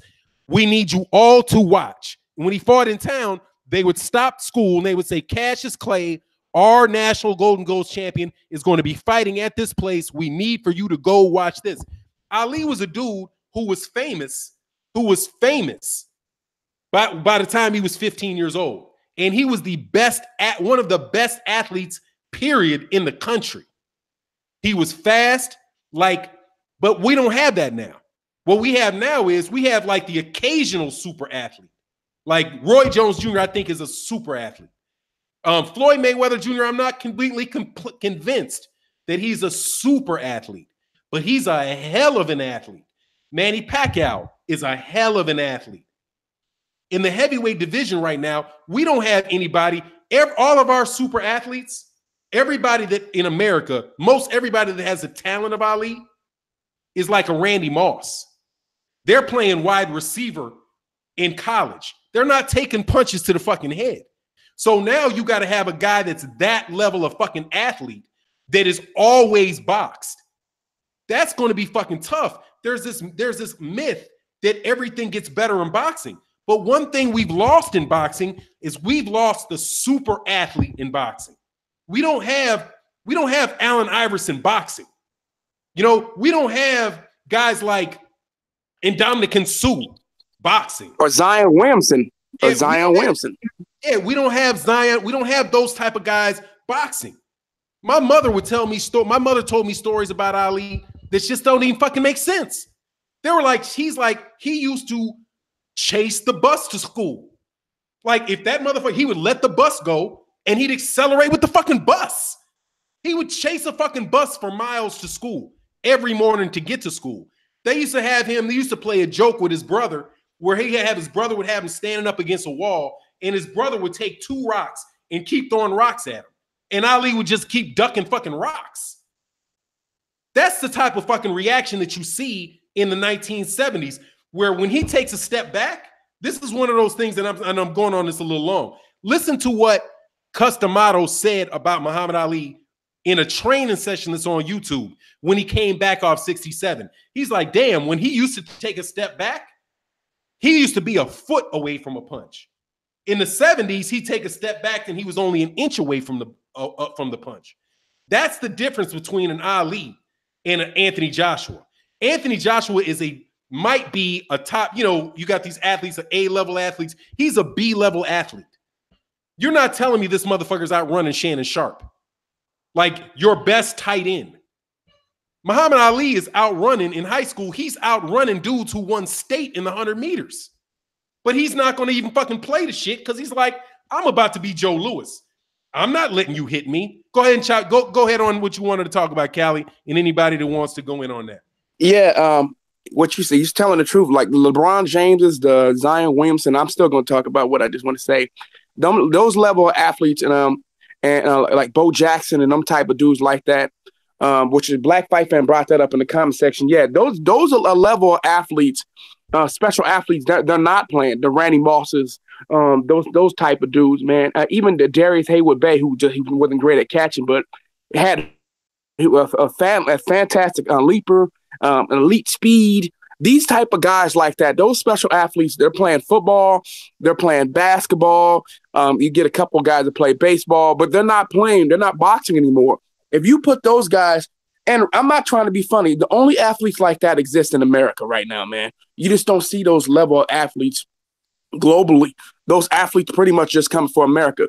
If we put that level of athlete in boxing, they start early on, I don't give a fuck how long Tyson Fury, how Joe Calzaghe, or these type of dudes who come from the UK, they will never be able to compete against some type of dudes. It's like Roy Jones Jr. In his prime, that kind of athlete. You can't beat that guy in his prime. That guy, you got to wait for that guy to fall out of his prime before you have a chance to compete against that guy, because then his reflexes drop off the face of the earth.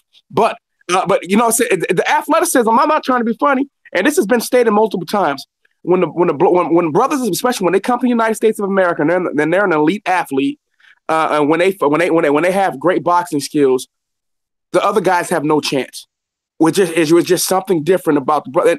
I'm gonna say you can say it is racial. It is, but what I'm saying is true. Prove to me that is not true. Prove to me what I'm saying right now is not true.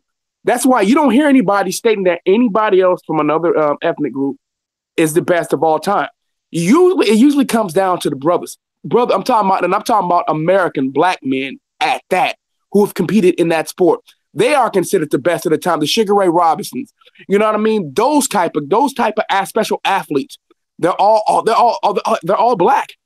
We talk about the best athletes, and we talk about. I can name somebody, man. I can definitely name some people, because I don't necessarily think that it's confined to the U.S. because the best track athlete ever is fucking Usain Bolt out of Jamaica. But then again, you still talking about a situation where slaves were bred to. It's because but you I said hate to in go America. that direction. You said You know what I America. mean?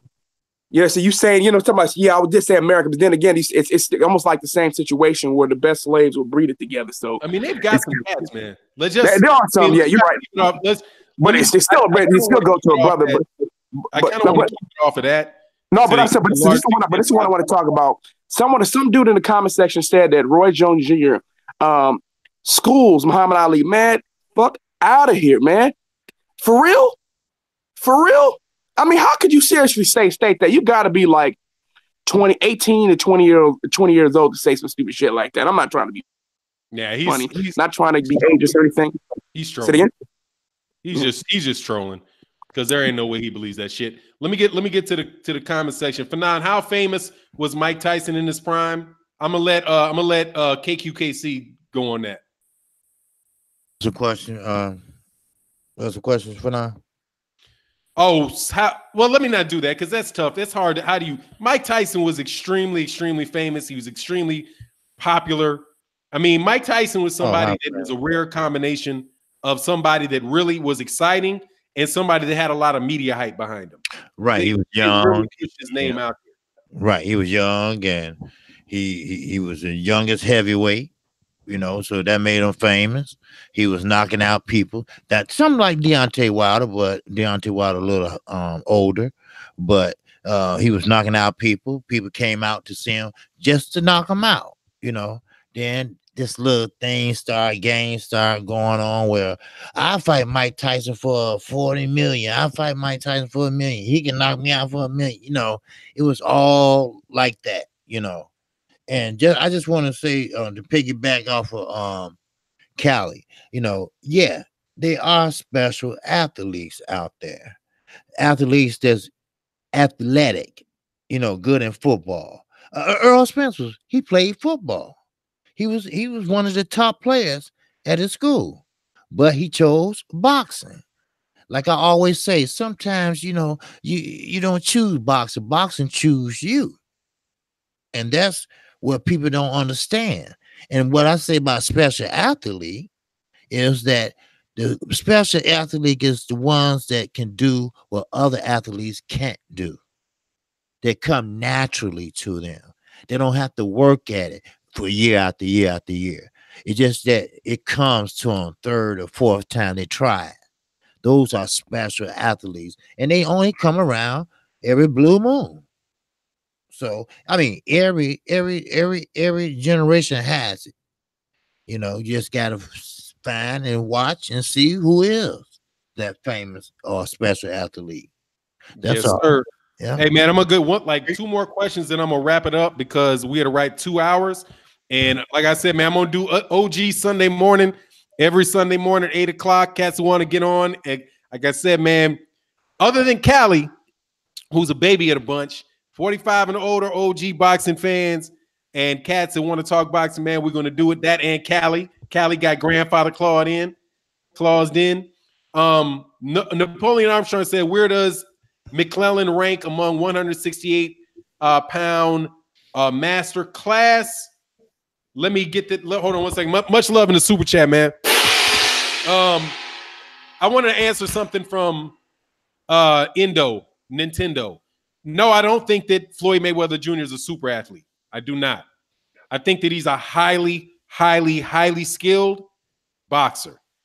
And I think that he's a great boxer. I don't think he's like super duper athlete because when is he the same age as Iverson? I don't know if he's running as fast as Iverson. He's jumping as fast as Iverson. He's doing all that stuff like some of those guys in basketball. I just don't know that to be the case. That's why I said I don't know if he is. But go ahead, Blood, raise his hand on that. Knock that out, Blood. Okay, well, I'm going to tell you like this. Floyd Mayweather, here's the difference with Floyd Mayweather and guys like Ali and guys like Roy Jones. Now, and Pernell Whitaker would fit more into Roy Jones and them. All right? All of these guys are better than your average athlete, okay? They're great athletes, all of them, okay? Even Floyd Mayweather. Floyd Mayweather grew up under a championship pedigree. He grew up and saw his uncle as a world champion. Ali didn't grow up in the gym with one of his family members being a world champion.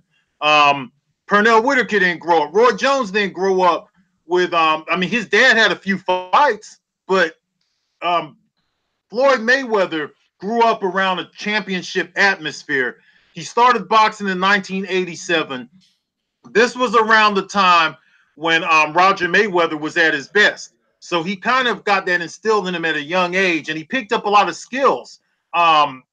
His dad was a technical fighter who used the shoulder roll, shell type of fighter. So he picked up those skills. He picked up a lot of skills early, and he's an athlete on top of that. And that's what made him so. That's what made him so great.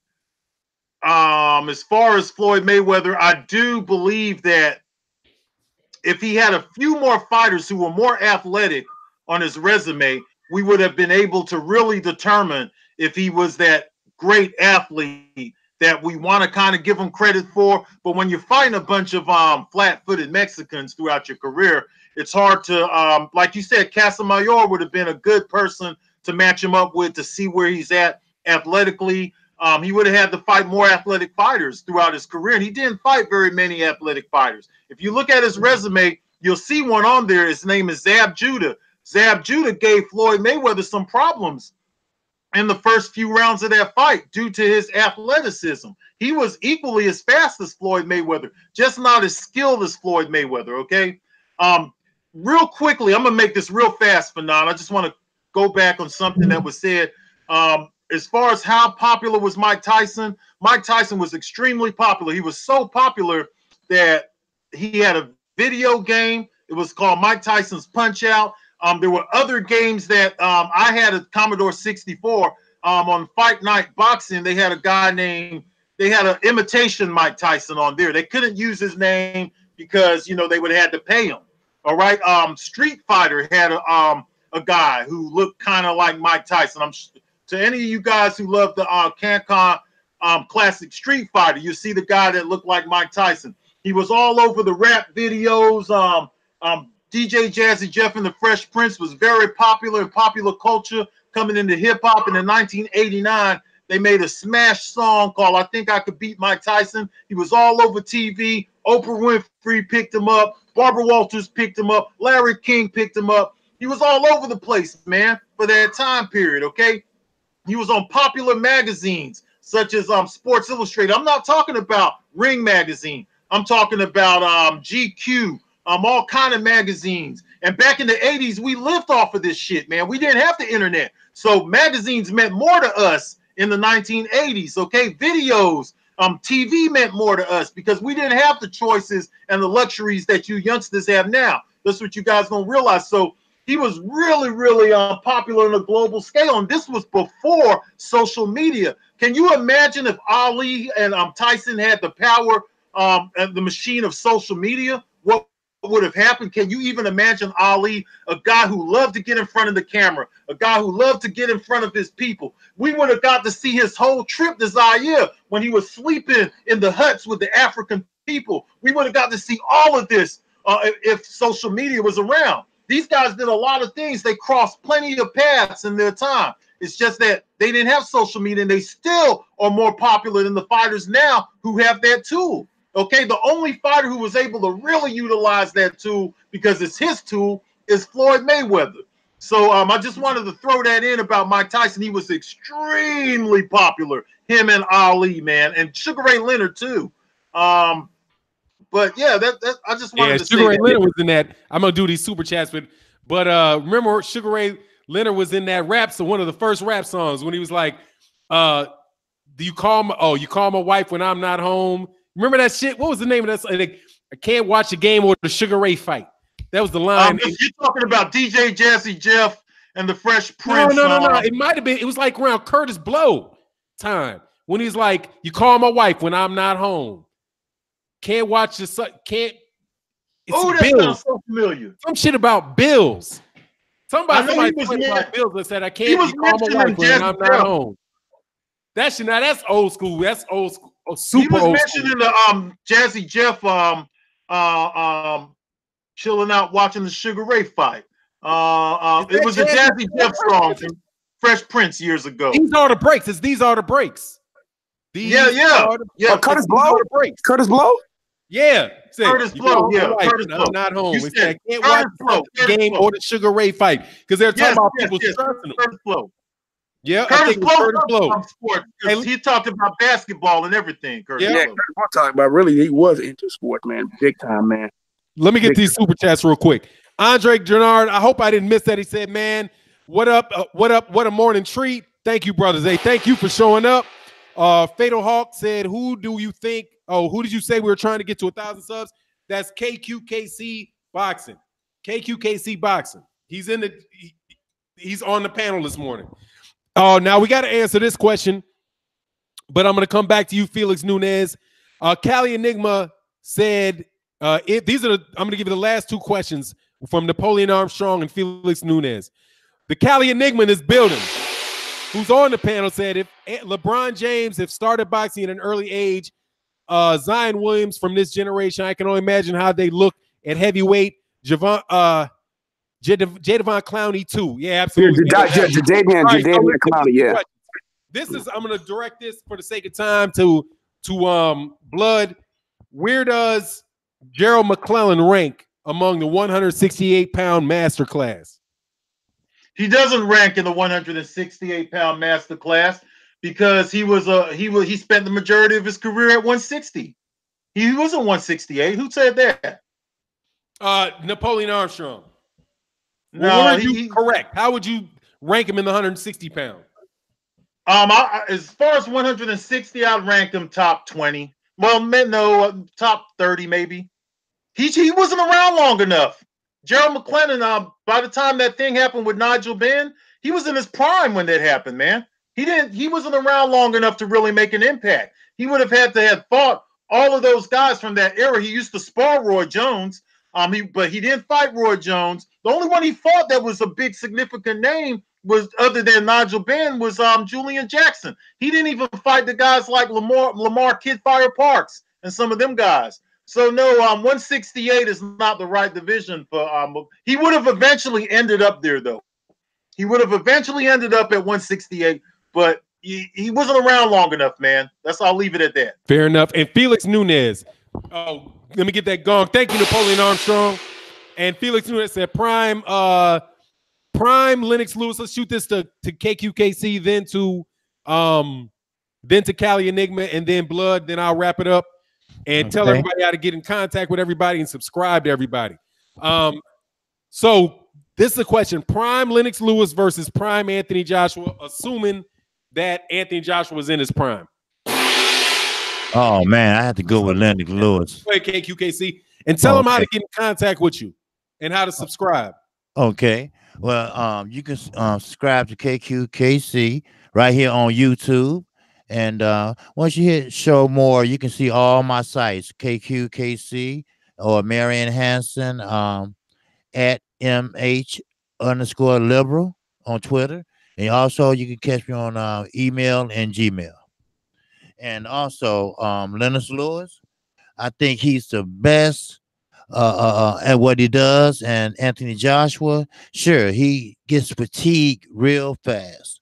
And remember, just because you lift weights, that doesn't mean that you're stronger. All it does is weigh you down in the later rounds. And once you get way down and you're fatigued, them hands start coming down. And Lennox Lewis been in some scraps. He haven't. Anthony Johnson haven't been in a scrap. Maybe with Klitschko, and he got knocked down in that fight. And Klitschko was out of his prime at that time. So I had to go with Lennox Lewis because he from there, but he was trained over here at the Crumb Gym under may he rest in peace, Emmanuel Stewart. Emmanuel Stewart taught you. Rest in peace. Peace. Yeah. Go ahead, man. I'm sorry. Oh, okay. No, but so like Emmanuel Stewart used to say, he told Adonis Stevens this: knock out sales. And you know what? Lennox Lewis always kept that in his mind, and he know boxing. So that's all I got. What you got on that Cali? Yeah, man. Before you do though, Cali, I'm sorry. Melly Mel. People corrected me. Grandmaster Flash and the Furious Five. Melly Mel. Thank you. I was going to touch up on that. I was going to touch up on that too because, you see, people said, "How could you forget?" OG said, "Cause we're old, we forget shit sometimes, dude. There's plenty of artists out there. Matter of fact, I've spoken about Grandmaster Flash, Melly Mel. I've spoken about them all on my channel. I've done live streams on this shit, so we do know. We forget. It happens. We're gonna forget some more stuff. And let me jump on that. And I ask you, what the fuck is the sections of the legislative branch, motherfucker? Put the shit in the comment section. Name fucking the division of the fucking U.S. Did you take a U.S. Constitution class? Motherfuckers can't tell me what the first fucking amendment is, and you want me to remember Grandmaster Flash and Melly fucking Mel from 40 years ago? Fuck up. I got all kind of shit I can ask you don't know. Go ahead. I'm sorry. Nah, that's all good, man. I'm not even mad at you on that one. You're telling the truth on this shit. But no, but I agree. I mean, the fact that he had Emmanuel Stewart in his corner is, I mean, Anthony Joshua has Rob McCracken in his corner, and you got Emmanuel Lewis in the other corner. I mean, do need I explain more? On top of that, Anthony Joshua needs to have exemption because he's juicing. Now, I used to always, argue against everybody and fight against everybody. Say, man, there's no real evidence that he's juicing. But then again, we found out that Anthony Joshua gets testosterone exemption. So we know he's taking human growth hormones. Anthony Joshua is juicing. He's cheating. So he needs that advantage. But even with that advantage, Anthony Joshua gets beaten. I think that what happens is that Lennox Lewis drags him into deep waters and then stops him in the later rounds. Anthony Joshua gashes out. That's a problem. Also on top of that, Lennox Lewis will stay behind his jab. He's just a far smarter, better boxer. He does everything better. And not that. Everybody got to remember, just because Lennox Lewis has the accent, Lennox Lewis actually grew up in Canada, and he actually fought for the Canadian team. So he was a boxer. He was on a Canadian boxing team. So he did grow up in the UK originally, but he actually ended up growing up. He went through high school in Canada. He still has a house in Canada. He has a lot of love for Canada. He actually opened up some boxing. He opened up a couple boxing academies in Canada. So he's Canadian. He's also Canadian. He was born in the UK, but he ended up growing up in Canada. He came back to the UK after the Olympics and started fighting over there. But he eventually ended up over here. He actually ended up in America pretty early, and he's been over here pretty much ever since. He also been, and right now he currently resides in Jamaica, which she's always claimed to be Jamaican. Jamaica was it was always his first love, but he pretty much was groomed over here in North America, man. He was not groomed in the UK, which is probably one of the reasons why he ended up a much better fighter and why he ended up being the top 10 fighter. He didn't get trained by the Rob McCracken types, because I was watching boxing this weekend. God damn, a lot of these dudes fight exactly like each other. Not much defense for front-footed fighters who block with their face. I can only take so much of that crap. But yeah, Anthony Joshua gets completely outclassed by Lennox Lewis, not just because he's more skilled, because he has a far better corner than Anthony Joshua. Anthony Joshua's corner can't even hold the jock strap of Lennox Lewis's corner. Emmanuel Stewart and Rob McCracken, you can't even mention those two in the same sentence. It's a disgrace to do so. Hey, man, let me let Blood get on that last one. Hey, man, my problem with Anthony Joshua is that Anthony Joshua will get murdered by Lennox Lewis because of what UK fans are doing to him. The people that are going to get Anthony Joshua beat are his fans and his management. Because I think he's a talented heavyweight. I think that he's a smart guy from what I can see, the way he adjusts in fights. But he's being built similar to the way that Mikey Garcia was being built. Mikey Garcia didn't fight anybody till he got 30 fights. And even then, the people that he fought all had losses after him. The difference between, and this is why I think Deontay Wilder is going to wind up spinning Anthony Joshua's head around, is because Deontay Wilder wasn't given anything. And he had to earn everything that he did. The reason why he had all these bums he fought is the same reason my man Black Fight Fan TV pointed out about Errol Spence. Because these guys didn't want to fight him. Right? Errol Spence has if you look at the record of Errol Spence Jr. and you compare it to Mikey Garcia, there's only one guy on Errol Spence Jr.'s record that had a losing record, and only one guy that had double-digit losses in 23 fights. And Mikey Garcia was fighting guys with 15, 20 losses up in his 28th, 29th fight. Anthony Joshua's problem is that his fans don't hold him accountable. They're okay with him making arguments about how he's not going to pay somebody 50-50. It's not even Anthony Joshua's money. It's fight fans' money. And if the fight fans are saying they want to see the fight, what difference does a fight fan make to a fight fan that how much one guy gets paid? It's like you don't want to see the fight if Deontay Wilder gets paid too much? What kind of fucking ridiculous ass attitude is that? And since fight fans are backing up Anthony Joshua and putting that into his head, that's just going to make him all the more soft. Lennox Lewis came up behind other fighters. He came up behind several fighters, behind Riddick Bowe, behind Evander Holyfield, behind Mike Tyson. He had to play catch up with those guys. And that attitude that he had of trying to get better, being in the gym, not thinking he was the star, but wanting to be the star, is the reason why he eventually knocked all those guys out. Deontay Wilder has more in common. I'm not talking about fighting style, but I'm talking about being the odd man out, being the guy that's constantly got to prove himself. He's got more in common with Lennox Lewis, and Lennox Lewis got more in common with Mikey Garcia, the guy that just has people like saying, oh, I picked Mikey because he's Mikey. You guys are picking Anthony Joshua because he's Anthony Joshua. The ridiculous fucking arguments that you guys are making, some of these guys are making now, is blowing my mind. Like Deontay Wilder will never get 50-50. Why? It fights in the United States, and it's 50-50. It's not like he's asking for 90-10. He's saying there is nobody that people want to see Anthony Joshua fight besides Deontay Wilder.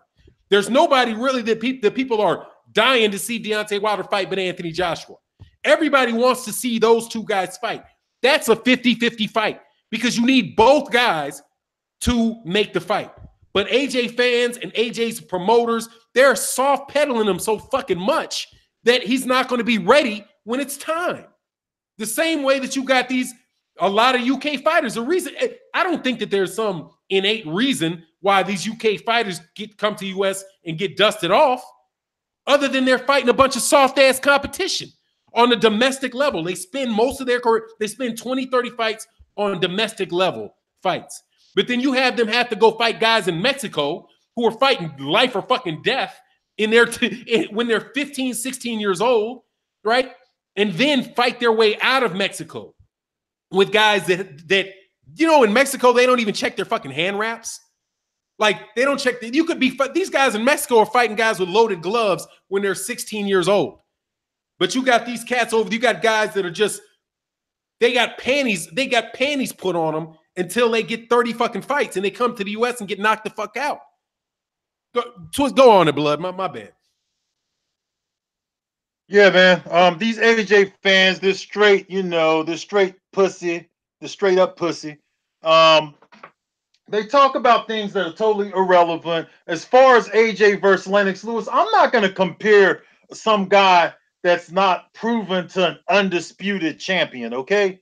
Lennox Lewis was an undisputed champ, all right? AJ has to go out there. He has to beat Deontay Wilder. He has to establish himself as an undisputed fighter like what Lennox Lewis did. As of right now, me personally, I think that he's too robotic for Lennox Lewis. Lennox Lewis would knock him out, I think, easy, 2 or 3 rounds, just similar to what he did to Razor Ruddock, in my opinion. It'd be a quick knockout, quick and easy. Lennox Lewis is actually naturally a bigger guy than Anthony Joshua. A lot of that stuff was just he built all that muscle mass in the gym. Okay, he gets tired fast. He just doesn't have a chance in hell against most of those fighters who established themselves in the 1990s. And as far as his fans, I don't even argue with those people because they know absolutely nothing about boxing. Anybody who could come on here all day and talk about build barriers, talking about money, popularity, Twitter followers, they have nothing else to talk about. They don't know what the fuck they're talking about. It's a 50-50 fight, point blank period. we told you long time ago that AJ was not more popular than Deontay Wilder. And come to find out, Wilder is more popular than Anthony Joshua. And he's going to continue to grow because he has the personality to take it to another level. You saw that presser that he just recently had with the Christopher Williams guy. He's going to continue to gain more fans and more momentum because of just the way his personality is. AJ has no personality. He's stuck into the DAZN app. You guys want Deontay Wilder to come on some DAZN app. You're not even over here. So what the fuck are you worried about a DAZN app when you don't even get DAZN? We know what we got over here. All right, DAZN don't work over here. All right, that's why AJ's losing popularity. Eventually, Deontay Wilder is going to be asking him for 60-40. It's not even going to make sense. The longer you go and don't match these two guys up, it's not going to make sense at some point for Deontay Wilder to take 50-50 because he's got the personality. He's not stuck into the DAZN app. He's going to continue to grow. AJ, nobody's going to watch this fight in the DAZN. Ain't nobody going to go out and get that app. We told you the fucking app wasn't going to work here. It's failing. We told you he was unpopular here. You guys need to listen to what the fuck we're saying over here and stop trying to force Anthony Joshua down our throat. The only reason we're going to accept Anthony Joshua is if he come over here and he wreck shop. Like I said, he got to come over here and wreck fucking shop. Other than that, fuck that. All right, and fuck his stupid ass fans too, because these guys just started watching boxing. You don't talk about people money. You don't talk about purse splits. Let them take care of that shit behind the scenes. Me personally, I think they need to leave all that shit out of boxing and keep these money-hungry dart chuckers out of people business, man. It's ridiculous what's going on, man. And that's the fight I want to see too. Hey, can I say something? I want to piggyback. I'm glad you call them dart chuckers because I was passed this information from Team Ortiz that Eddie Hearns, that they make more money off of darts and snooker. And that's why I said, oh my God, blood boxing was right. I mean, they said Eddie Hearns showed them because, matter of fact, when they didn't officially sign with Matchroom, but they were fighting on Matchroom cards at the time. And he said Eddie Hearns showed them the paperwork, and Eddie Hearns showed them that they actually make more money off darts and snooker than they make off of boxing. And it's absolutely astonishing, man. Barry Hearns said that. Barry Hearns said that. Barry Hearns said that he thinks maybe boxing is caught up with darts. He said that maybe about 3 weeks ago. But I got to wrap this up. Look, man, I'm working on what the panel is going to be, man. I'm hoping that some cats like Blood can be, permanent on this Saturday. Blood a busy man, get a superstar like him on the channel. But look, I'm going to be doing every Sunday morning, man, at around 8 o'clock in the morning. I'm going to be doing old school. I'm going to be doing OG boxing talk. Get older school cats that really, have seen fights in the 70s, 80s, and 90s, chopping it up. If I seemed a little controlling to the panelists, I'm sorry, Callie. I'm sorry, Blood. I'm sorry, KQKC. I just want to really make sure that we keep straight. Yeah, that we able to talk to the people in the comment section and keep that conversation going on.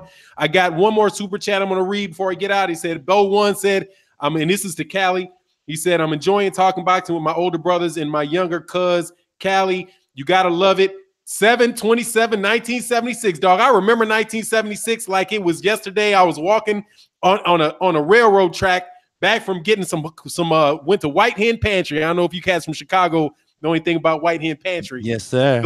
Going to a White Hen Pantry, walking down the railroad tracks, thinking about some shit. I can't remember what I was thinking about. Probably some coochie I was trying to get that I was too young to do anything with. But yeah, dog, that's OG. But look, man, I'm getting out of here. K.A. Cali Enigma, let them know real quick how to because I gotta get my son to basketball practice. Cali, tell him how to get in contact with you, all your different handles. You can find me at, matter of fact, I'm approaching 3,000 right now, so I'm sitting at about 27. I'm sitting at 2,700, approaching 2,800. So I'm really close to hitting 3 stacks. So man, if you haven't subscribed to my channel, man, subscribe to my channel, man, and you can find me at the Cali. If you just put in the Cali Enigma, that's THACALIENIGMA. You can find me on YouTube, Instagram, Twitter, and Facebook, man. I'm active on all those platforms, man. And so just hit me up on that, and you'll be able to find me. If you have a question for me, you can message me and on Instagram, and I'll respond to you. I'll respond to you immediately, or when I can. Maybe if I'm asleep, that's the only time I really don't respond to you. So you can hit me up on Instagram. I'll respond to anybody, even UK dudes who try to troll me about Anthony Joshua. I'll respond to you too. That's what's up. Hey, Kqkc, let them know. And hit the subscribe for Cali. Hit the subscribe for Kqkc. And definitely hit that subscribe for Blood. KQ, let them know one more time. Blood, final thoughts, man. Then I'm going to bounce and be a dad, man, because I'm slacking. Oh, yeah. All right. Yeah, you can find me right here on YouTube at Kqkc Boxing. And you also can find me on Twitter. And my email, same. And also you can find me on Gmail. And if you want to support the channel, I do have a PayPal, but that's up to you.